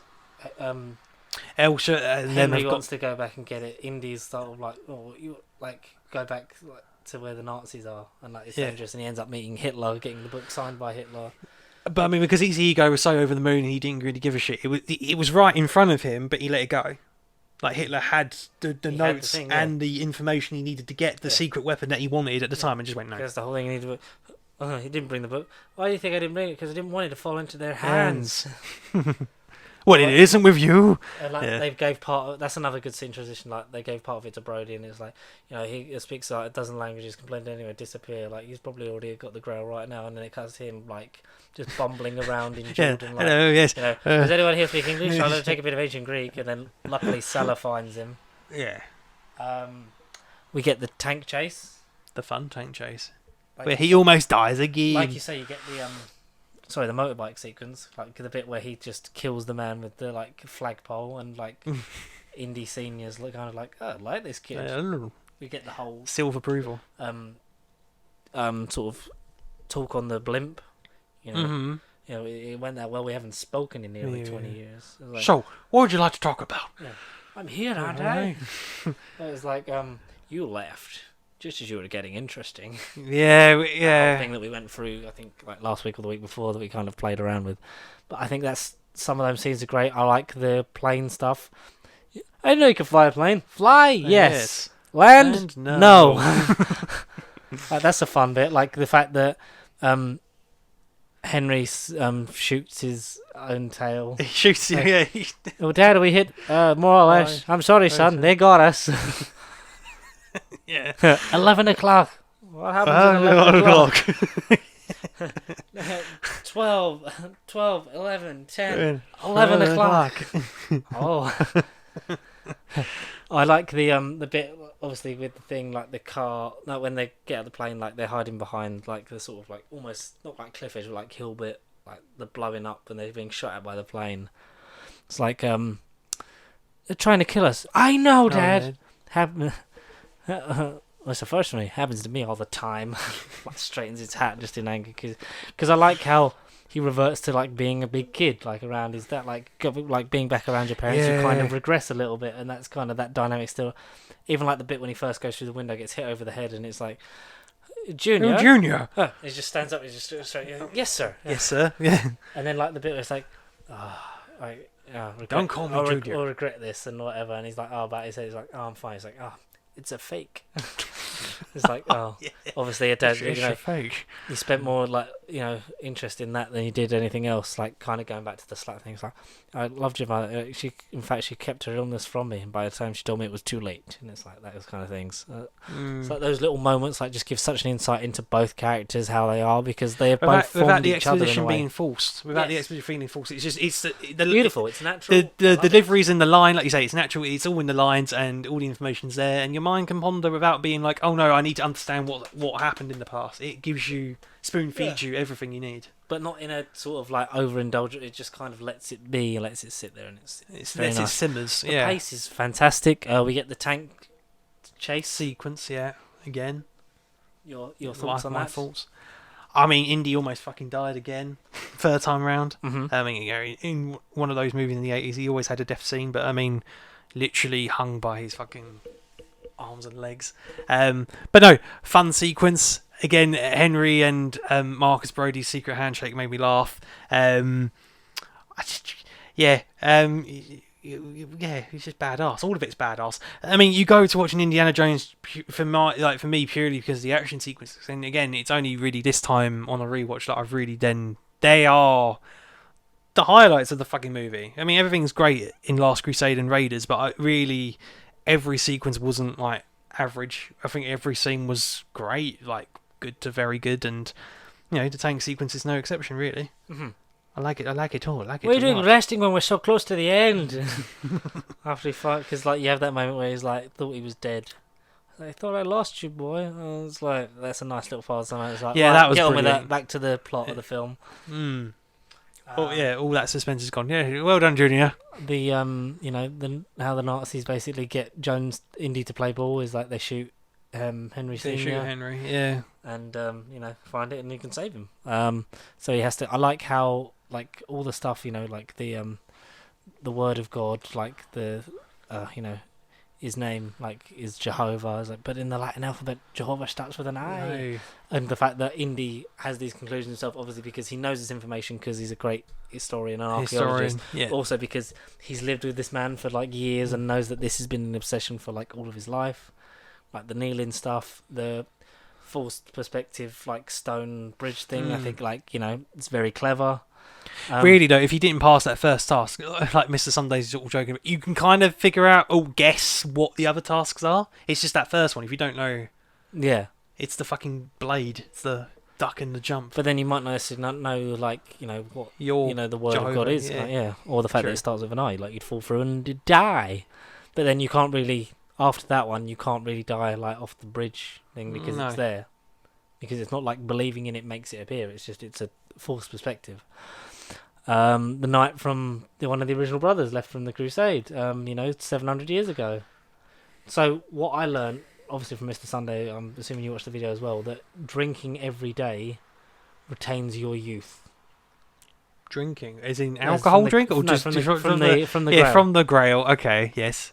Yes. That will keep you at the age you are. But if you miss a day, or like when you like go a day or so without drinking, you will then your physical body age will start to catch up with Like your yeah. real age. So obviously he's 700 years old. He doesn't look like a young man like he did when he would have got there.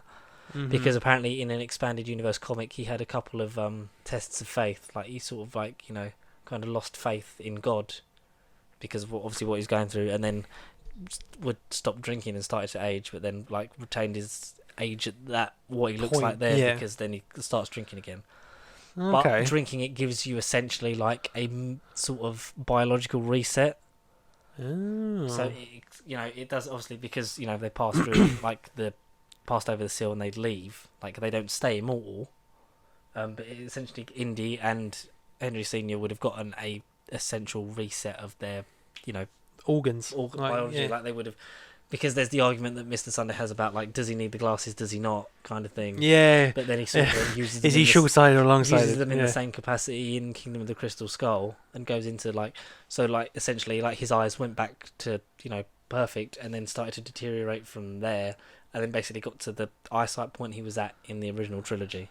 It's I see. Yeah. It's explained better. Like the whole thing is explained better in the Caravan of Garbage for Kingdom of the Crystal Skull when they talk about the The glasses. the aging process, like how using the Grail, it was kind of like a medical reset, which is why they're like it's surprising that obviously he's older, but the fact that Henry Senior still dies, because he would have been a lot healthier, medically than he was, but still obviously an old man. So whether it would have reset to his age or young reset to like a younger one, and then he would have he could have just been hit by a bus. I don't know.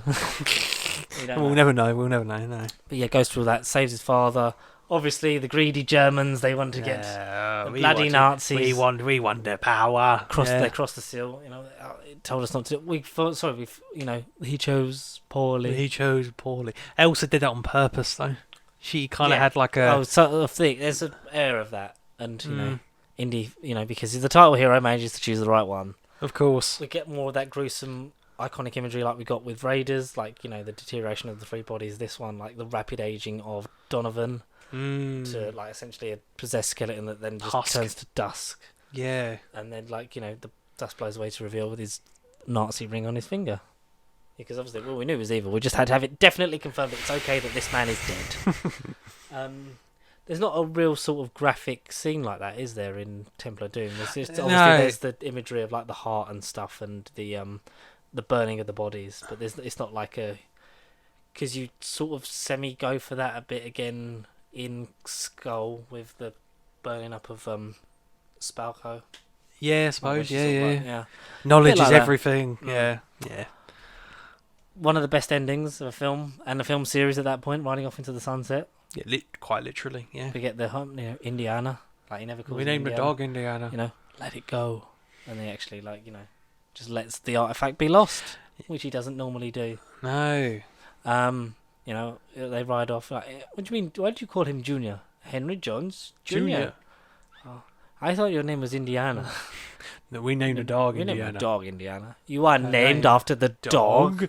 Henry, Indy, follow me. I have fond memories of the dog. Fond memories. No, you got to do Harrison Ford delivery. I have fond memories of that dog. Henry, Indy, follow me. Always made me laugh the way he gets just his horse just fucking takes him off and he's falling off. He's like, got lost in his own museum, you say? Yes, sir. Well, no, after you, Junior. And they all four of them ride off into the sunset. And it's like, that's a lovely place to leave this film series. But Alas, don't. This is definitely the best made Indiana Jones film, like we said before. Like, it's up there for me. Like, I love all three of these. I just, for some reason, a lot more of the time now, I just gel with that. I like the underdog, maybe that's part of it. Like, I just gel with that Temple of Doom adventure, but Crusade I think is the best made Indiana Jones pound for pound in terms of script, visuals, the storytelling, the actors, everything. I think feels complete. It is a 5-star movie.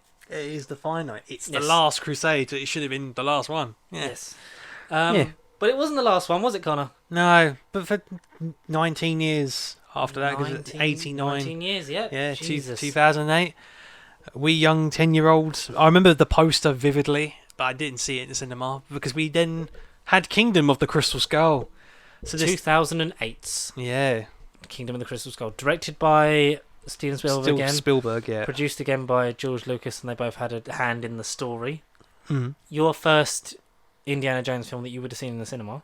I didn't see it. You didn't see it in the cinema? Wow. I probably saw it on the DVD box set maybe the once, because until last week when I watched them in the rewatch. So last week was the first time you'd actually watched it again. As a modern adult, Yes. with processing power, yes. So do you have any memories of the first time you watched Kingdom of the Crystal I Skull? mean, I don't. I no word of a lie. I saw Mr. Sunday's, like, without watching the full thing. I saw it briefly, and I was like, I do not remember this at all. If anything, I remember. The warehouse sequence at the beginning rings a bell, literally, but it doesn't. The rest of it didn't. So it felt like I might have started it, put it on, and then gone, nah. Mm-hmm. Maybe, I don't know, but it's been a long ass time since 2008 or 2009 when I probably watched it in time for the game. But. So your experience watching it last week? It's not the 80s. No, of course it wasn't going to be the 80s, but essentially, the quality for me just, I don't think dip's the right word. It just isn't what it was. No. It just isn't what it was. It starts off promising. Yeah, I like the beginning, but like a lot of people say, there's a video. Right, of because in the trailer we get a rendition of the line that Mutt gives in you're a teacher, and like they use a different take in the actual film. Like the trailer one's better, it was like part time, and like part time.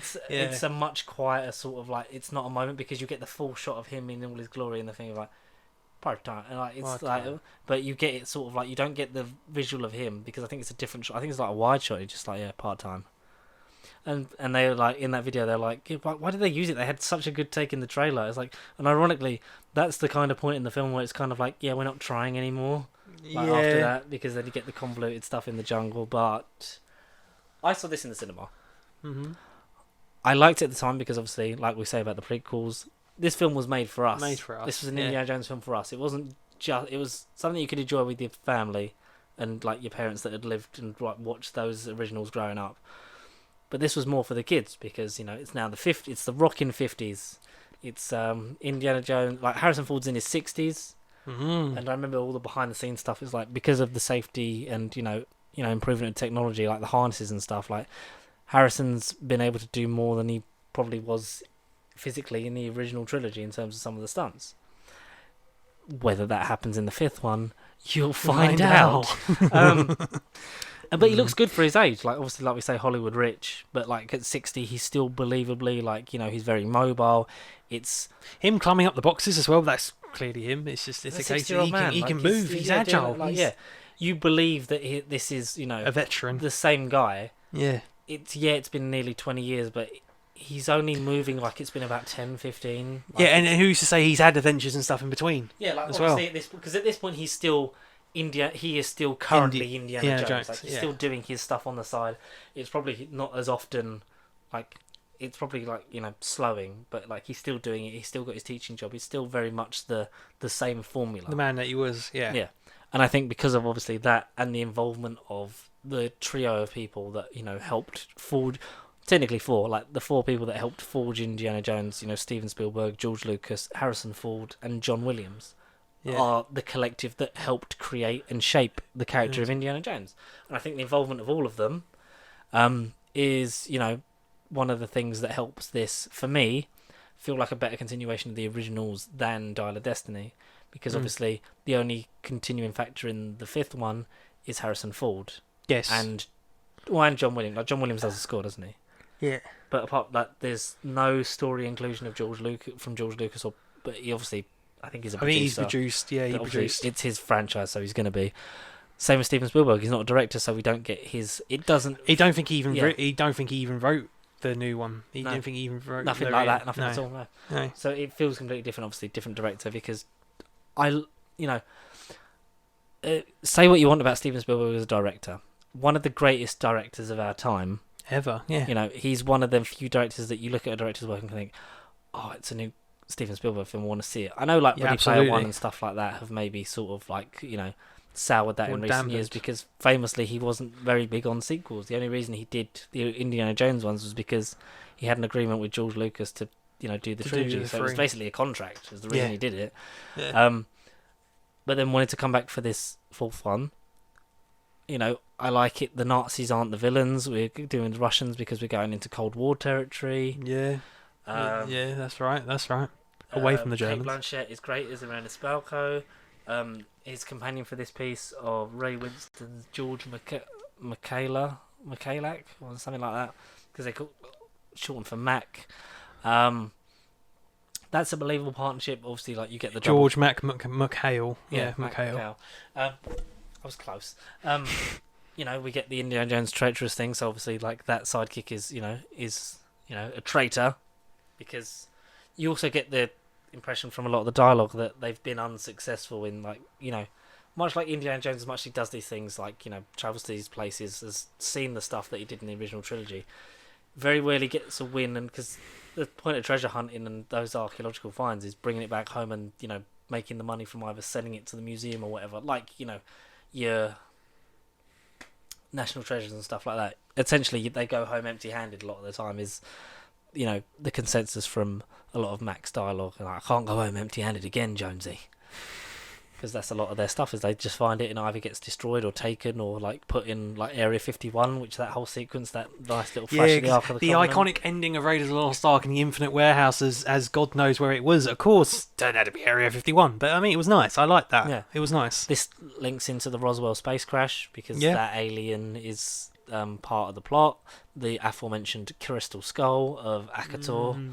Of Akator, nice. Yeah. Buried in Mayan folklore. Obviously, aliens and stuff wasn't part of the folklore. Yeah, but I like all that stuff. There's a lot of new things here, but the familiar element is that Karen Allen, about an hour and 10 minutes in. She's then part of the movie. Because Mutt's been sent by his mother Mary. There are a lot of Marys, kid. There are a lot of Marys. Yeah. John Hurt's a nice addition as Harold Oxley. Crazy Oxley. Yeah, he's driven mad by the skull. Him and Marion have been captured. She's managed to escape and get caught and sent the letter. Go to this guy Indiana Jones to be able to help, and Mutt becomes his companion for the story. Sidekick. Yeah. Who we find out later on is his son, Henry Jones III, which I like that because obviously it being 20 years since the last one, obviously the man Denham, what's his name? Denholm Elliott. Yeah. Denham Elliott, who played Marcus Brody, has sadly passed away in '92. By that point, Sean Connery retired from acting and turned it down. So and naturally he would have story-wise been in his 80s anyway. Yeah, God. If in universe, that's how old the character would have been. So those two are things that referenced at the beginning in the pictures on the desk. As Jim Broadbent, who's in this film, so eloquently puts it, like you're at the point in life where life stops giving you things and starts taking them away, which is so very true of life. It's a ticking clock. It's coming for us all. Great. Yeah. I like the characterization. He's basically Marlon Brando from that fucking, what's that film? That one movie that they borrowed the look from. Yeah, exactly. Essentially I can't think what it is. Yeah. Shia LaBeouf in interviews since has said that he dropped the ball on that, and part of that interview, he really, fell out with Steven Spielberg after that, and is probably part of the reason why Mutt is not included in any capacity in Dial of Destiny. But also, it also derailed his career, arguably, because he came off of Transformers, he then did Indiana Jones, so he was having a good couple of years there. But then he was the only choice. Steven Spielberg didn't want anyone else. Only choice? Yeah. Wow. Because obviously he was a producer. They had faith in him. He was a producer on the Transformers film, so maybe the thing of Shia's big at the moment. Maybe put him in this. Capitalise on it, yeah. Capitalise on it. I think he's okay. Yeah, I mean, the Wild One, that's the movie. The Marlon Brando movie. I don't think he's the worst. I don't think... I mean, arguably he's the worst companion, but I don't think he's bad. No, I don't think he's terrible, but... I don't think any of these movies are bad. No, yeah, I think that's fair. As rare as franchise goes, there's always the bottom one or the two bottom ones that are always no. Severe drop-off in quality from the originals. Absolutely. Without a shadow of a doubt, yes. But like the prequels, a bit of a reprisal has been happening. It's a shame we can't say the same about Star Wars. Our bottom ones are bottom ones and are, I think, bad movies. Anyway. Attack of the Clones is fucking boring, but for films about standing in circle and trade negotiations. Well, no, saying that, I think it's pretty much a straight shootout for me between Clones and Rise of Skywalker for the worst one. I think it's Phantom Menace and Rise for me.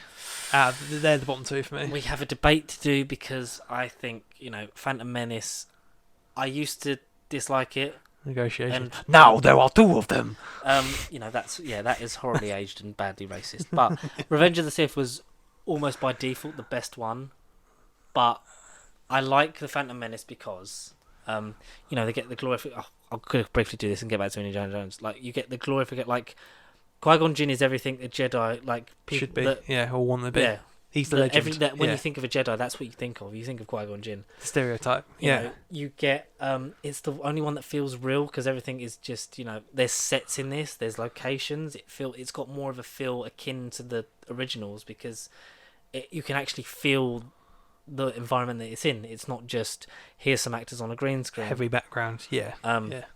Attack of the Clones is just Attack of the Clones is boring and hard to get through. Revenge of the Sith is enjoyable and sort of like the mirror of the thing of like if you watch them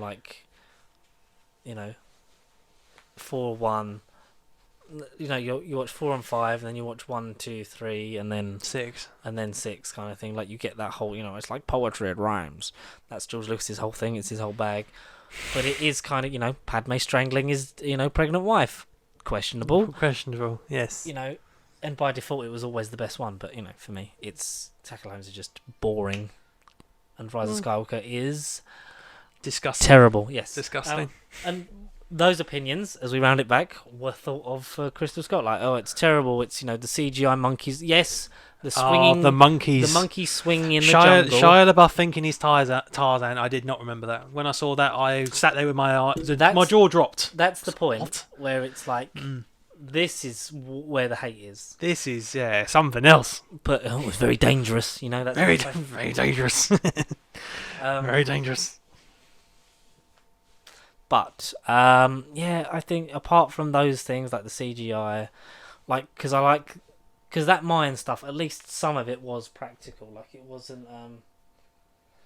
wasn't like all CG. Like there was parts of the Mayan mountains and cliffsides that were built, and then there was CGI for the water, the landscape stuff. Yeah. The stuff with the waterfall was practical to some elements. To some extent, whole thing, like the whole ant stuff. I like that bit because that's a bit more of the gory horror stuff that we're used to. Like that whole fist fight, which at the time you think, oh, it's not believable that 60-year-old Harrison Ford could hold his own in this fight. It's much more believable than 8-year-old Harrison Ford. Yeah. Let me tell you. That whole stuff, the stuff in the camp, the snake pulling them out of the quicksand. But I like quicksand, water and mud, and depending on the viscosity, it's not as dangerous as you think. Oh, for God's sake, Jones, we're not in school, like that whole stuff. Just don't sit there. Go get help, go. Grab the snake. Stop calling it that. Say rope. Say grab the rope. Grab the rope. It's a good kid, Marion. You should get off his back about finishing school. He's your son. Henry Juster. Why the hell didn't you make him finish school? His character's completely shifts. Yeah. I got news for you. You're going back to school. What happened to there's not a damn thing wrong about it, kid? Don't let anyone tell you different. That was before I was your father. Which is proper 1950s at the time, serialized retro drama talk. Stuff. That's proper the family drama aspect, the forgotten father thing, he didn't even know, felt he had a right to know, how they reconcile and become that family unit. The tease at the end, I don't, in retrospect, because it goes nowhere, I don't hate it. The whole thing of the door opens at the wedding, the hat blows to him, and he goes, he's like, nice try. Because there was for a time, if there was a fifth one, we'd transition it and make it about his son, which I think could have worked. It could have worked. It could have been a series even. Like Mr. Sunday said, there's a time when they missed by not capitalising on it in the 90s, but you kind of did it in a perfect way where they didn't need to do it again.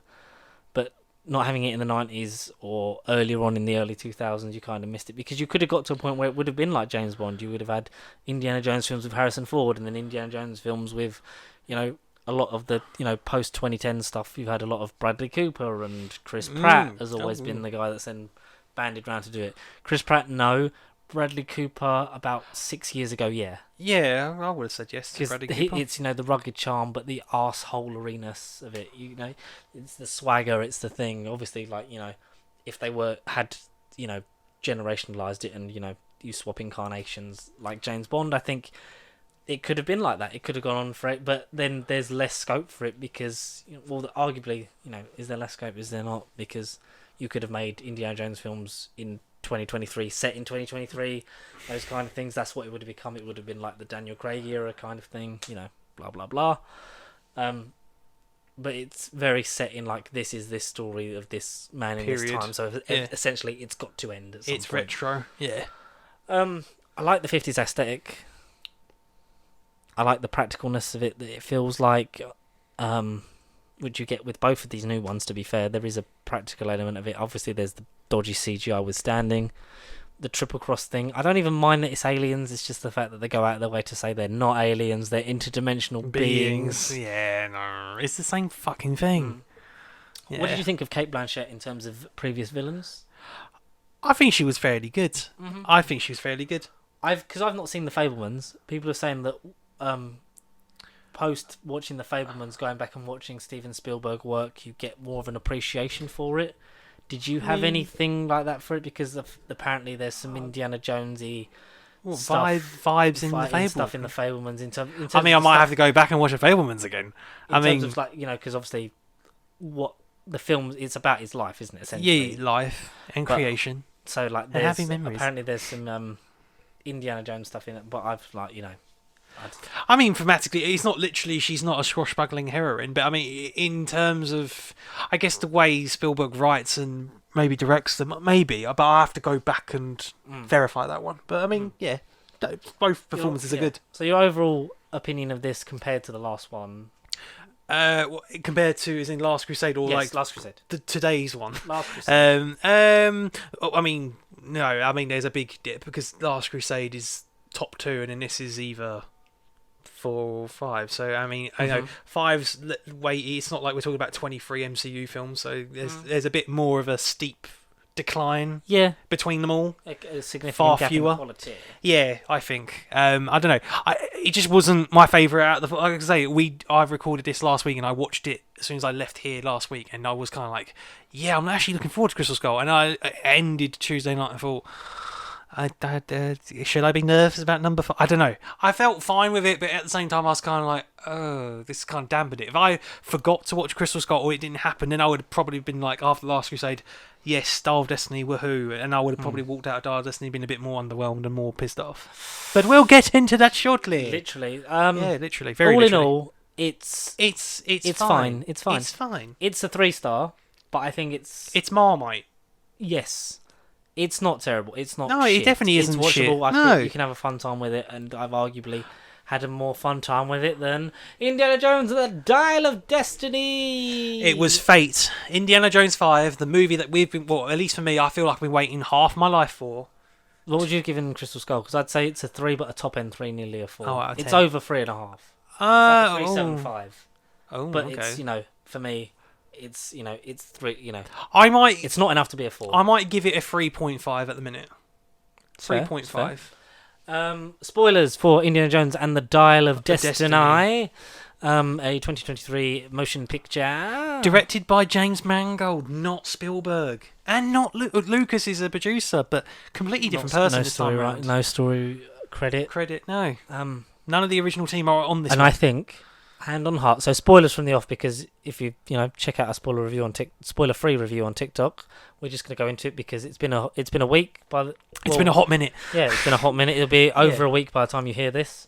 So you've had time to see it if you want to see it. If not, hard lines. This is the weakest one for me.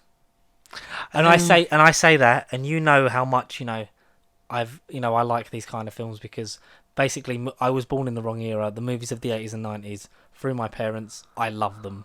Yeah, they're treasures. They are holy treasures to us. Yes. Yeah. For me, with a heavy heart, I say that this was more akin to a Rise of Skywalker than it was to a return to a franchise. I think arguably, it definitely isn't The Force Awakens. That's for damn sure. It ain't Force Awakens at all. Force Awakens has a twink. Like one of the things I said or alluded to because I only had 3 minutes to do my review, was that there is, for all of Star Wars' faults in the sequel trilogy, and for the fact that we know that through history, Harrison Ford hates Star Wars. Can't stand He's it. thankful for the opportunities that it gave him and the career kickstart that it gave him in terms of being a mega global movie star. But there's an energy to being Han Solo in The Force Awakens. That just isn't here. It's not here. It isn't And here. it's arguably not really in Crystal Skull, but it's more in Crystal Skull than... Like, if I had to rank his returns to his Fine, franchise... yeah, the free returns. So I'd say 4. Let's do Blade Runner as well. Okay, cool. All right? Yeah. So I'll say Force Awakens, Blade Runner 2049, Crystal Skull, Dial of Destiny. But there is a gap between 3 and 4. I kind of agree with that. Yeah. Yeah. Because there's just a because he's a rugged smuggler. He's this whole thing in Star Wars, and he just the way he holds himself from when he walks back on the Millennium Falcon, it's like that's Han Solo. That is Han Solo. It's just the shoulder. He's back. The shoulder shrug, the shoot behind, all that kind of stuff. It's not here. Yes, Harrison Ford is 80 years old, and yes, in reality, it's only been like. I say only. It's been nearly 10 years since Force Awakens was filmed. Wow, So it would have been yeah. like 2014. He probably would have filmed it. Yeah. So he would have been in his 70s. Still he's still a much more agile and able 80-year-old in this than most 8-year-olds are. Yeah. But as I said, I think we've done Indiana Jones coming back after nearly 20 years twice now, and I think the first time was the better way to do it. Yeah.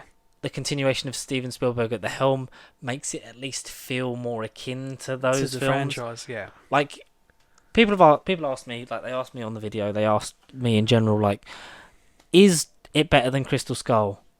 I think it's a better made film than Kingdom of the Crystal Skull.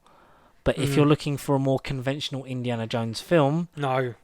Yeah, conventional is not the word for this one at all. And I got that from the off. Because we were saying this feels like it's two different films. It is. It's walking the line between traditional Indiana Jones film and we want to do something else, like, because it's the end, but we've also got to end the story, but we want to kind of make it feel different, but give you the nostalgia, so we're riding the line.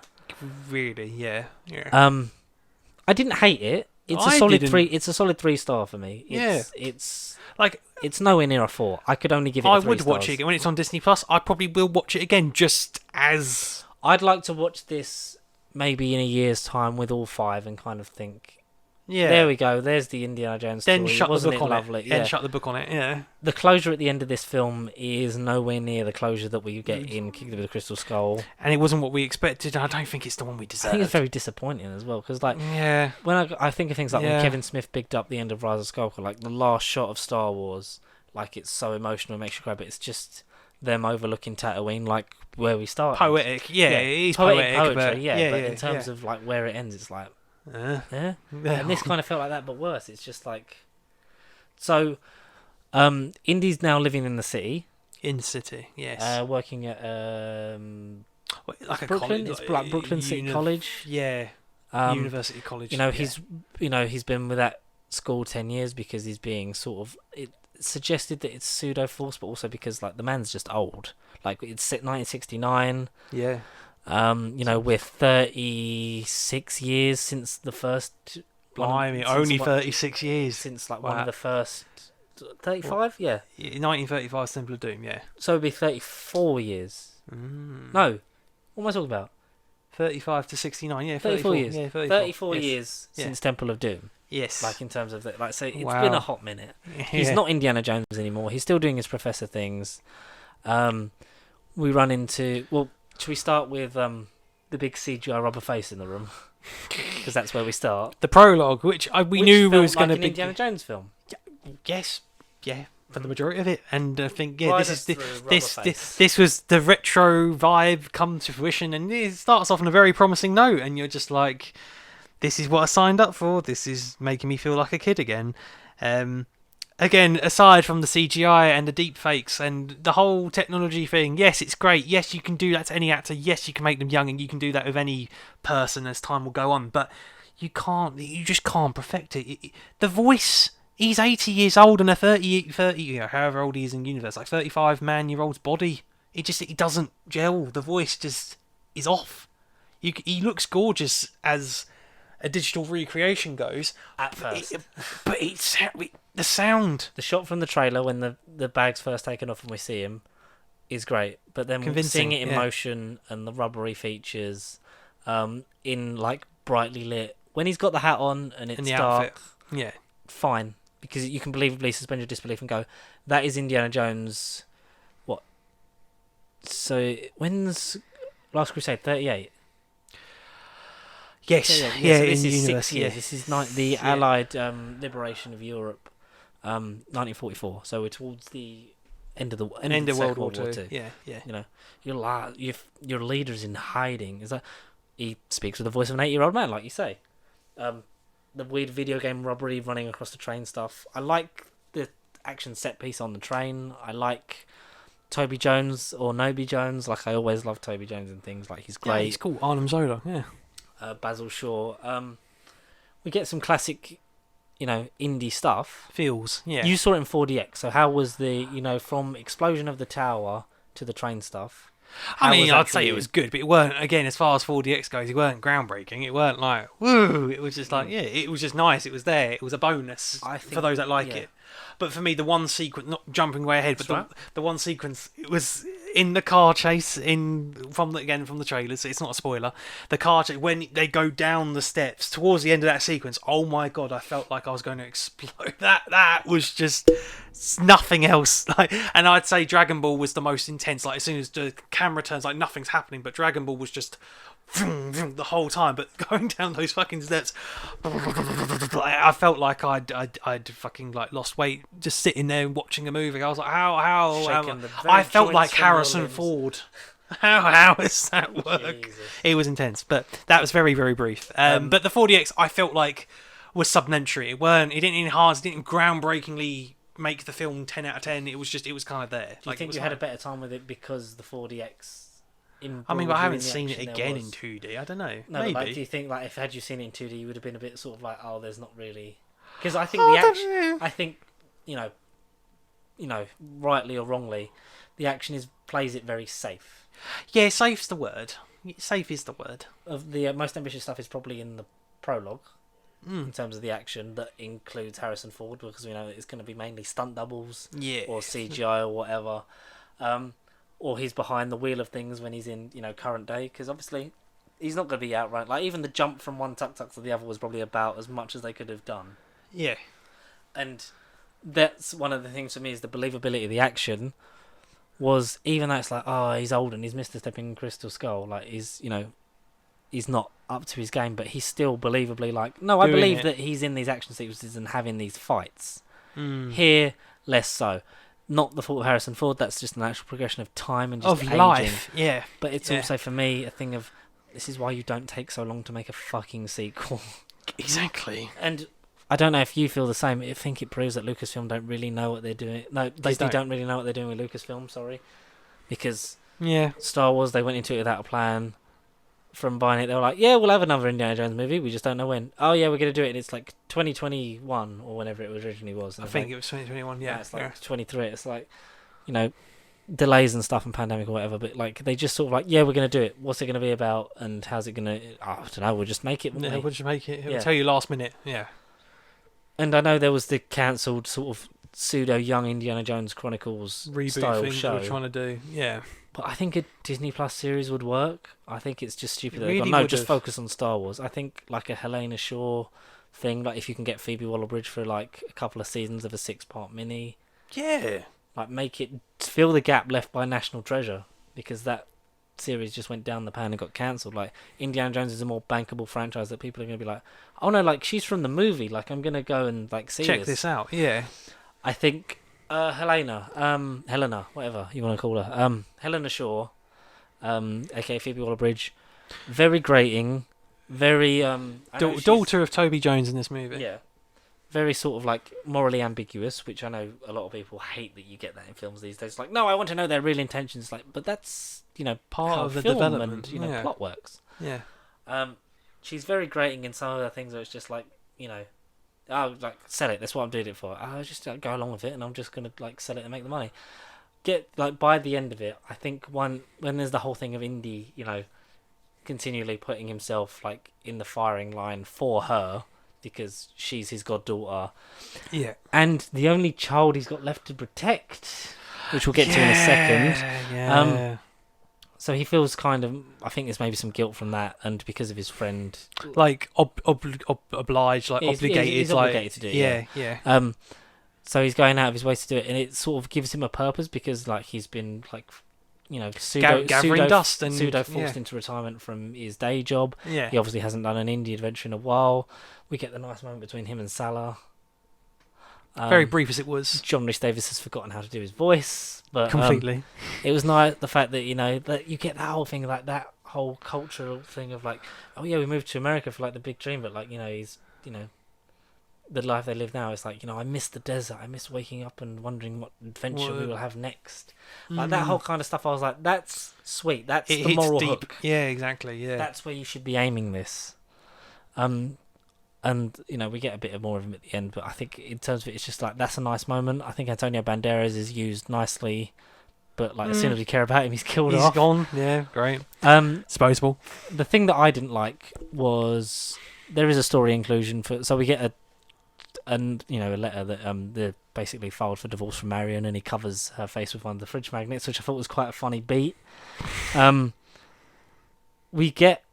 Like James Mangold said, we find out what's happened to Mutt Williams in this film. And what did you think of it? I mean, I wasn't expecting him to actually be in it. I wasn't surprised, but how quickly he just went, oh yeah, he's dead. He's not here. Yeah, like he went off to war. It's the dial of the Dial of Destiny. Dial of Destiny. What's it called? Like it's called the. Oh fuck! What the actual artifact? What's the actual artifact called? Because basically, it can predict fissures in time, and they can travel through time. I'm surprised the word multiverse didn't come up. Vola. I'll briefly talk about him while you search for the thing. So Vola, played by Mads Mikkelsen, wants this because we think it's to. At the beginning, I think we assume that it's to go back and help Germany win the war. Because he was a Nazi on the train that gets basically how he didn't break his face being hit by that water tank cooling tank. Yeah, on the train at the beginning. exactly. Yeah.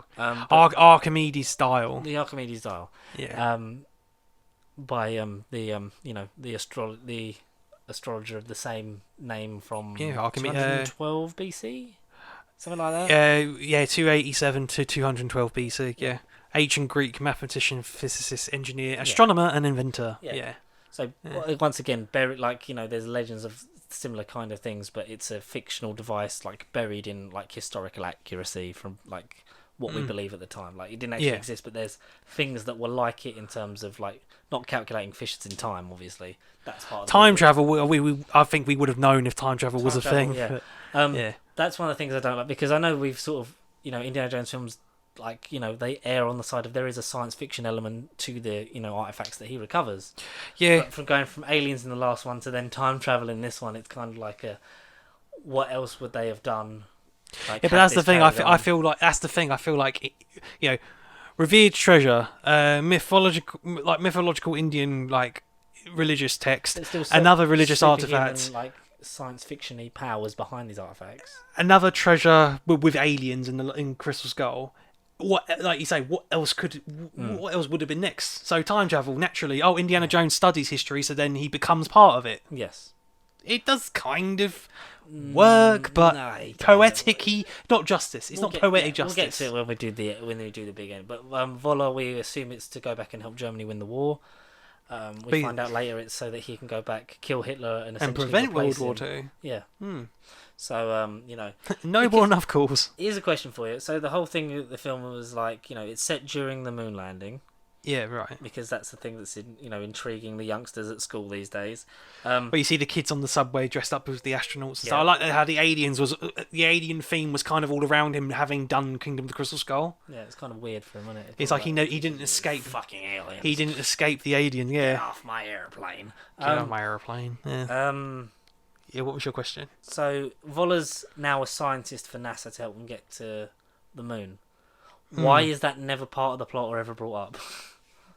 Exactly, yeah. Oh, you did? Oh, great work. Thanks for sending us it. And he has that weird interaction with that poor fucking hotel worker that's bringing in his food. And it's like, you enjoying your victory? It's all that weird shit. Yeah. But there's not there's a I'm not asking for a corruption with the moon landing, write that into history like the fucking silence. But yeah.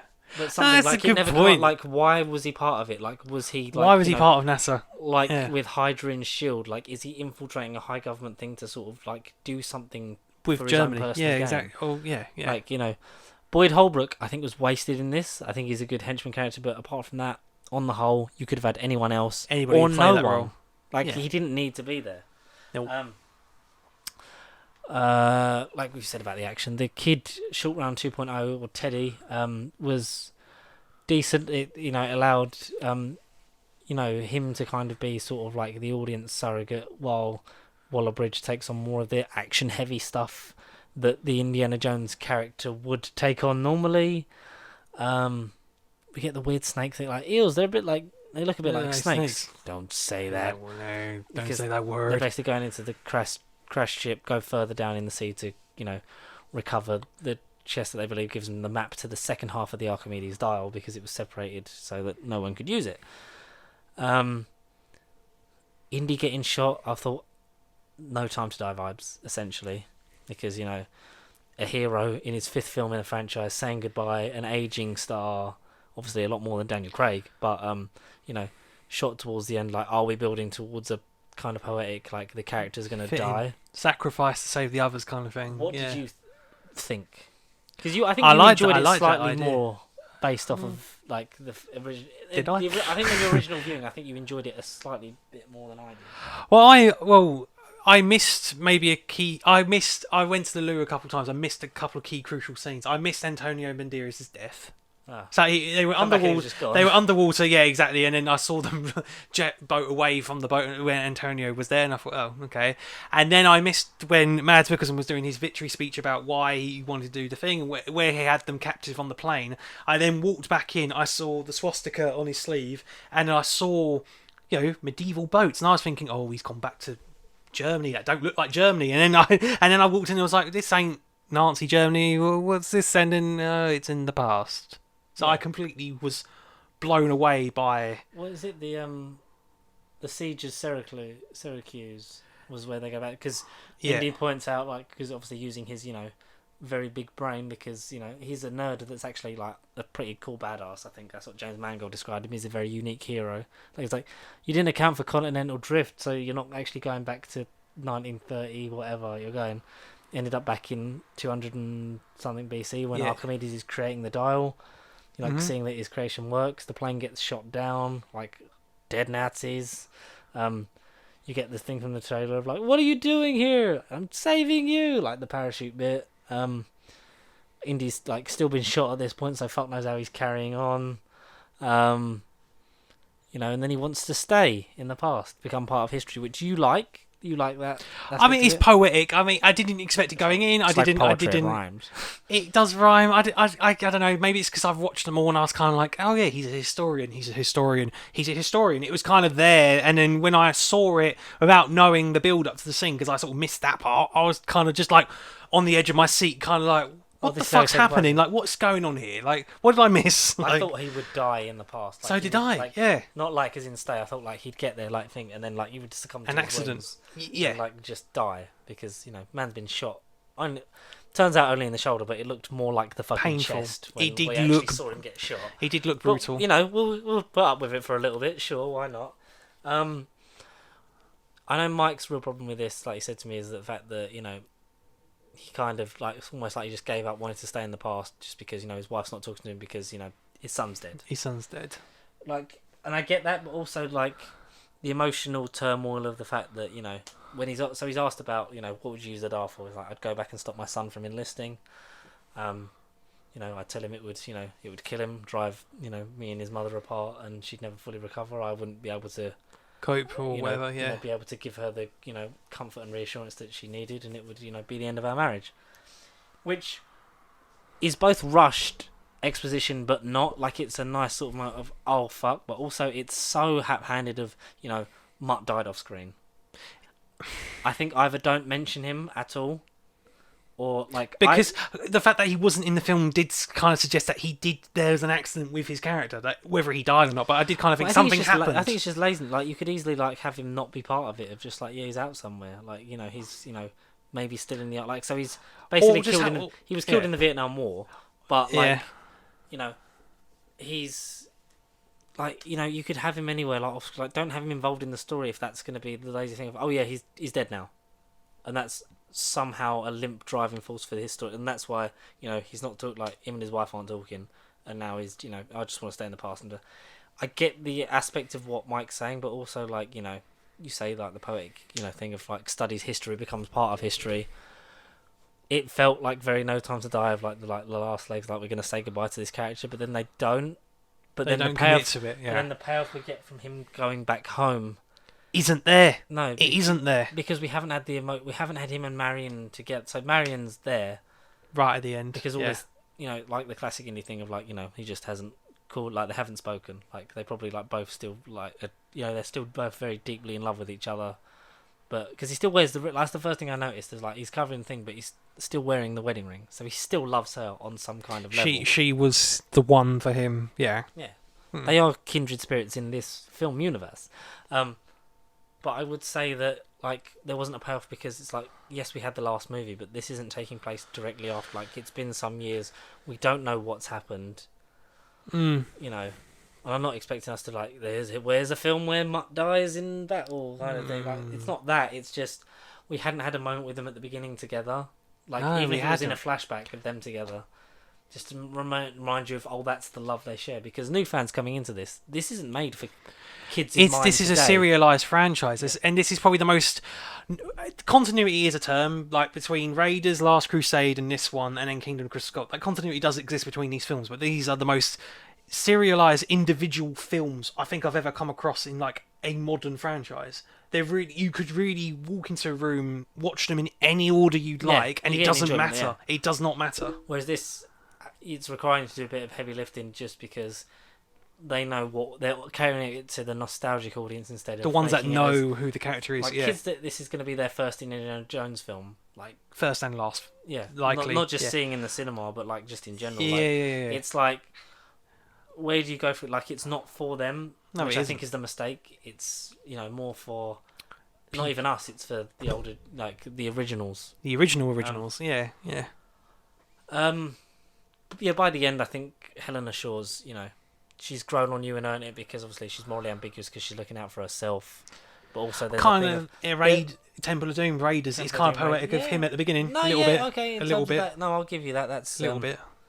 But for me, it just sits bottom of the list because, like the last scene is him presumably taking his hat off the washing line to have sex in it. Have one last adventure, George. He's not done yet. Yeah. But then the whole thing at the end of like, are you back, Indy? Are you back, Indiana Jones? It's like, don't force it. No, we know he's not because this is the last one. Yeah, all the plans have gone. Yeah. Had this been a thing of like, there's this coming out, this coming out. If this was the middle film of a trilogy, like had we had this a bit earlier and then we were getting another one that was definitely number 6 is the last one kind of thing, then you think. Yeah, like this is, but he's not him back to his best. This is him one last go out of the character. Yeah. Which, let's be honest, in terms of the physicality and even the way the script's structured, he struggles to get through this adventure. Yeah. No fault, like Harrison Ford is still a legend. A legend. One of the it's one of the best characters in cinema. He's one of the best actors in Hollywood. One of the better action heroes before Arnold and Stallone as well. Really predates them. And he's still Hollywood rich, so he's not normal 80 years old, he's Hollywood 80 years old. Yeah. He's enhanced. If anything, it puts me at ease for General Ross, the portrayal he'll put in Captain America Brave New World, because it'll be more diplomatic. There will eventually be a CGI fucking Red Hulk thing in there. But it's what's a Hulk? Yeah, what's a... that sounds great, I'd love to do that. Hopefully we get to do it. Yeah. What's a Hulk? But I think because he'll be more diplomatic. He'll be, if we're ending up at some point, well, we're not going for the President Ross angle. He'll probably still be a Secretary of Government kind of thing. Be more of the diplomatic, the gravitas, and the because he's not going to be like chasing them down like fucking Tom Cruise, Mission Impossible. No. It's not going to be like that. Oh God, no. But I think this was a step too far in terms of believability. Had they killed him off, I'd have thought because there's no way he survived this adventure. No, really, at his age. But then, woke up in the hospital, not in the hospital bed, in his own bed at home, having been treated. and then reconciles with his one true love. I like that aspect, but it then just ends with Salah and his grandkids leaving to get some ice cream. Get some ice cream with Helena. It's like leave the adults to have a alone time, Yeah, and then they just disappear. And then he just grabs it's just the sound effect as well. They're like, dong, like on the washing line. Yeah, I think it should have just ended on the hat, not him pulling it off. Not him pulling it off and having sex with Marion in it.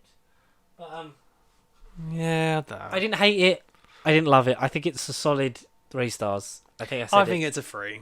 I think it's a 3. And it's because I was looking forward to this because we hadn't had an indie film in so long.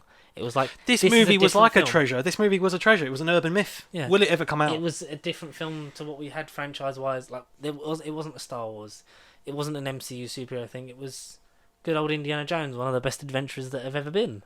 Yeah. And for me, unfortunately, like I said in things like to conversations with people and in the video, like maybe I overhyped myself by watching. Essentially, I ended up watching one a day for 5 days. With the 5th day, I did the same. I actually ended up seeing Dial of Destiny on the Wednesday. Yeah, I'm with you on that one. It was a bit of an underwhelming thing of like even watching it, I was kind of sad. I was like, oh, is that it? Like that was. Yeah, that's the biggest negative. Is that it? To it. Yeah, it needed a bit more flavour. I will probably end up owning it just because I need to get the 4K set of the originals anyway, and by proxy they'll do a 1 to 5 set. I'll end ideally up with all of them. Yeah. Whether it be single or box set or like whatever works out cheaper. Like, I'd like to revisit this and just be like given like a Bond film. Essentially, like it needs time to settle into what is that, because I've seen people say this is the 3rd best. Like they've put Crusade, Raiders, this really Crystal Skull, Temple of Doom. Wow, no, you can't put Temple at the bottom.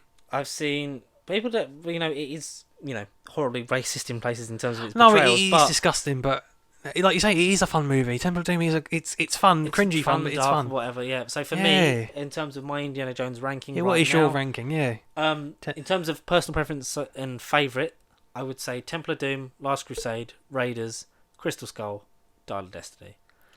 The first 3 are all basically interchangeable. Yeah. I can watch it like they're all like 1 point gap between each other essentially. Yeah. Bit of a gap 4, bit more of a gap with 5. And I wanted this to at least because like there's a guy on Twitter that I've that's ended up following me, and I've followed him because I think like he's Bond fan or whatever, and he's a big Indiana Jones fan, has been posting about it for like a while.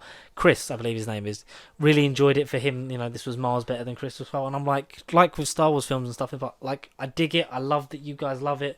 We had a nice little exchange of like I said, for me, mate, I think it's just at the bottom because I think this kind of return thing has been done better in its own franchise. Other franchise, like in its franchise, yeah. Like Skull did for me.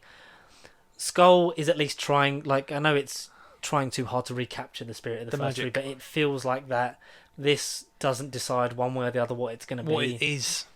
And then when it does try to decide whether it's going to continue or not, we knew going into it that this would be it. So what's the point? Yeah. I'm with you. Just go all out for it. And I think the visual style, cinematography-wise, looks great, but I think the colour palette's a bit bland. Obviously, the action around, like the believability of Ford, that's just down to nature and how time works. And that man driving like a loon, that's Harrison Ford coming to kill us. Contractually, yeah. But yeah. what say you for this in terms of your overall... I think you've kind of swayed me. 4 and 5. 4 I didn't want to sway you. 4 and 5 was the big divide, coin toss as to which one's worse, if you like, and which one's better. All right, but before today, yeah. Originally after seeing this, where would you have put it? And then give us your thing now.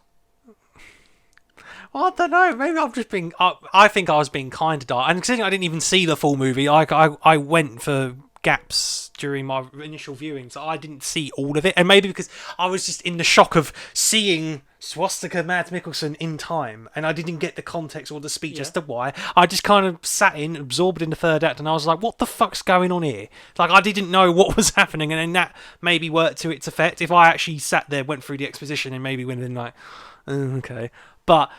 So my initial ranking would have been Kingdom last, because as much as it ain't as bad as people make it out to be, is fun, but it just doesn't capture the magic. And I just think after The Last Crusade, which is arguably like, the best for some, second best, whatever way you put Last Crusade, it was just a big, like it felt like Titanic. It was just a big surge for me, and it just, that would have been last, and then like Dial of Destiny. But after actually thinking about it on the spot, and the fact that I haven't really seen all of Dial of Destiny, I am going to put Dial of Destiny at the bottom and Kingdom fourth. They've swapped. Live on the air, they've swapped. They've swapped. So no, Dial of Destiny is actually the worst movie. Yeah, because I liked when I'd heard from you that it was like you'd actually enjoyed it a bit more on first. Like I think I did, but then saying that I've not really thought about it in a good light. I'm not rushing to watch it again, which isn't particularly great. Only made 130 million so far. It ain't made enough money. And then the more things I read about it, it's more bad as opposed to good. So when I actually think about it on the spot, my criticism was maybe a bit too fond. So no, I've got to be a bit of a cynic these days and thumbs down on the shite and call it out. Call it, join in the fan brigade. No, I don't know. Dial of Destiny actually on the spot. No, it just wasn't.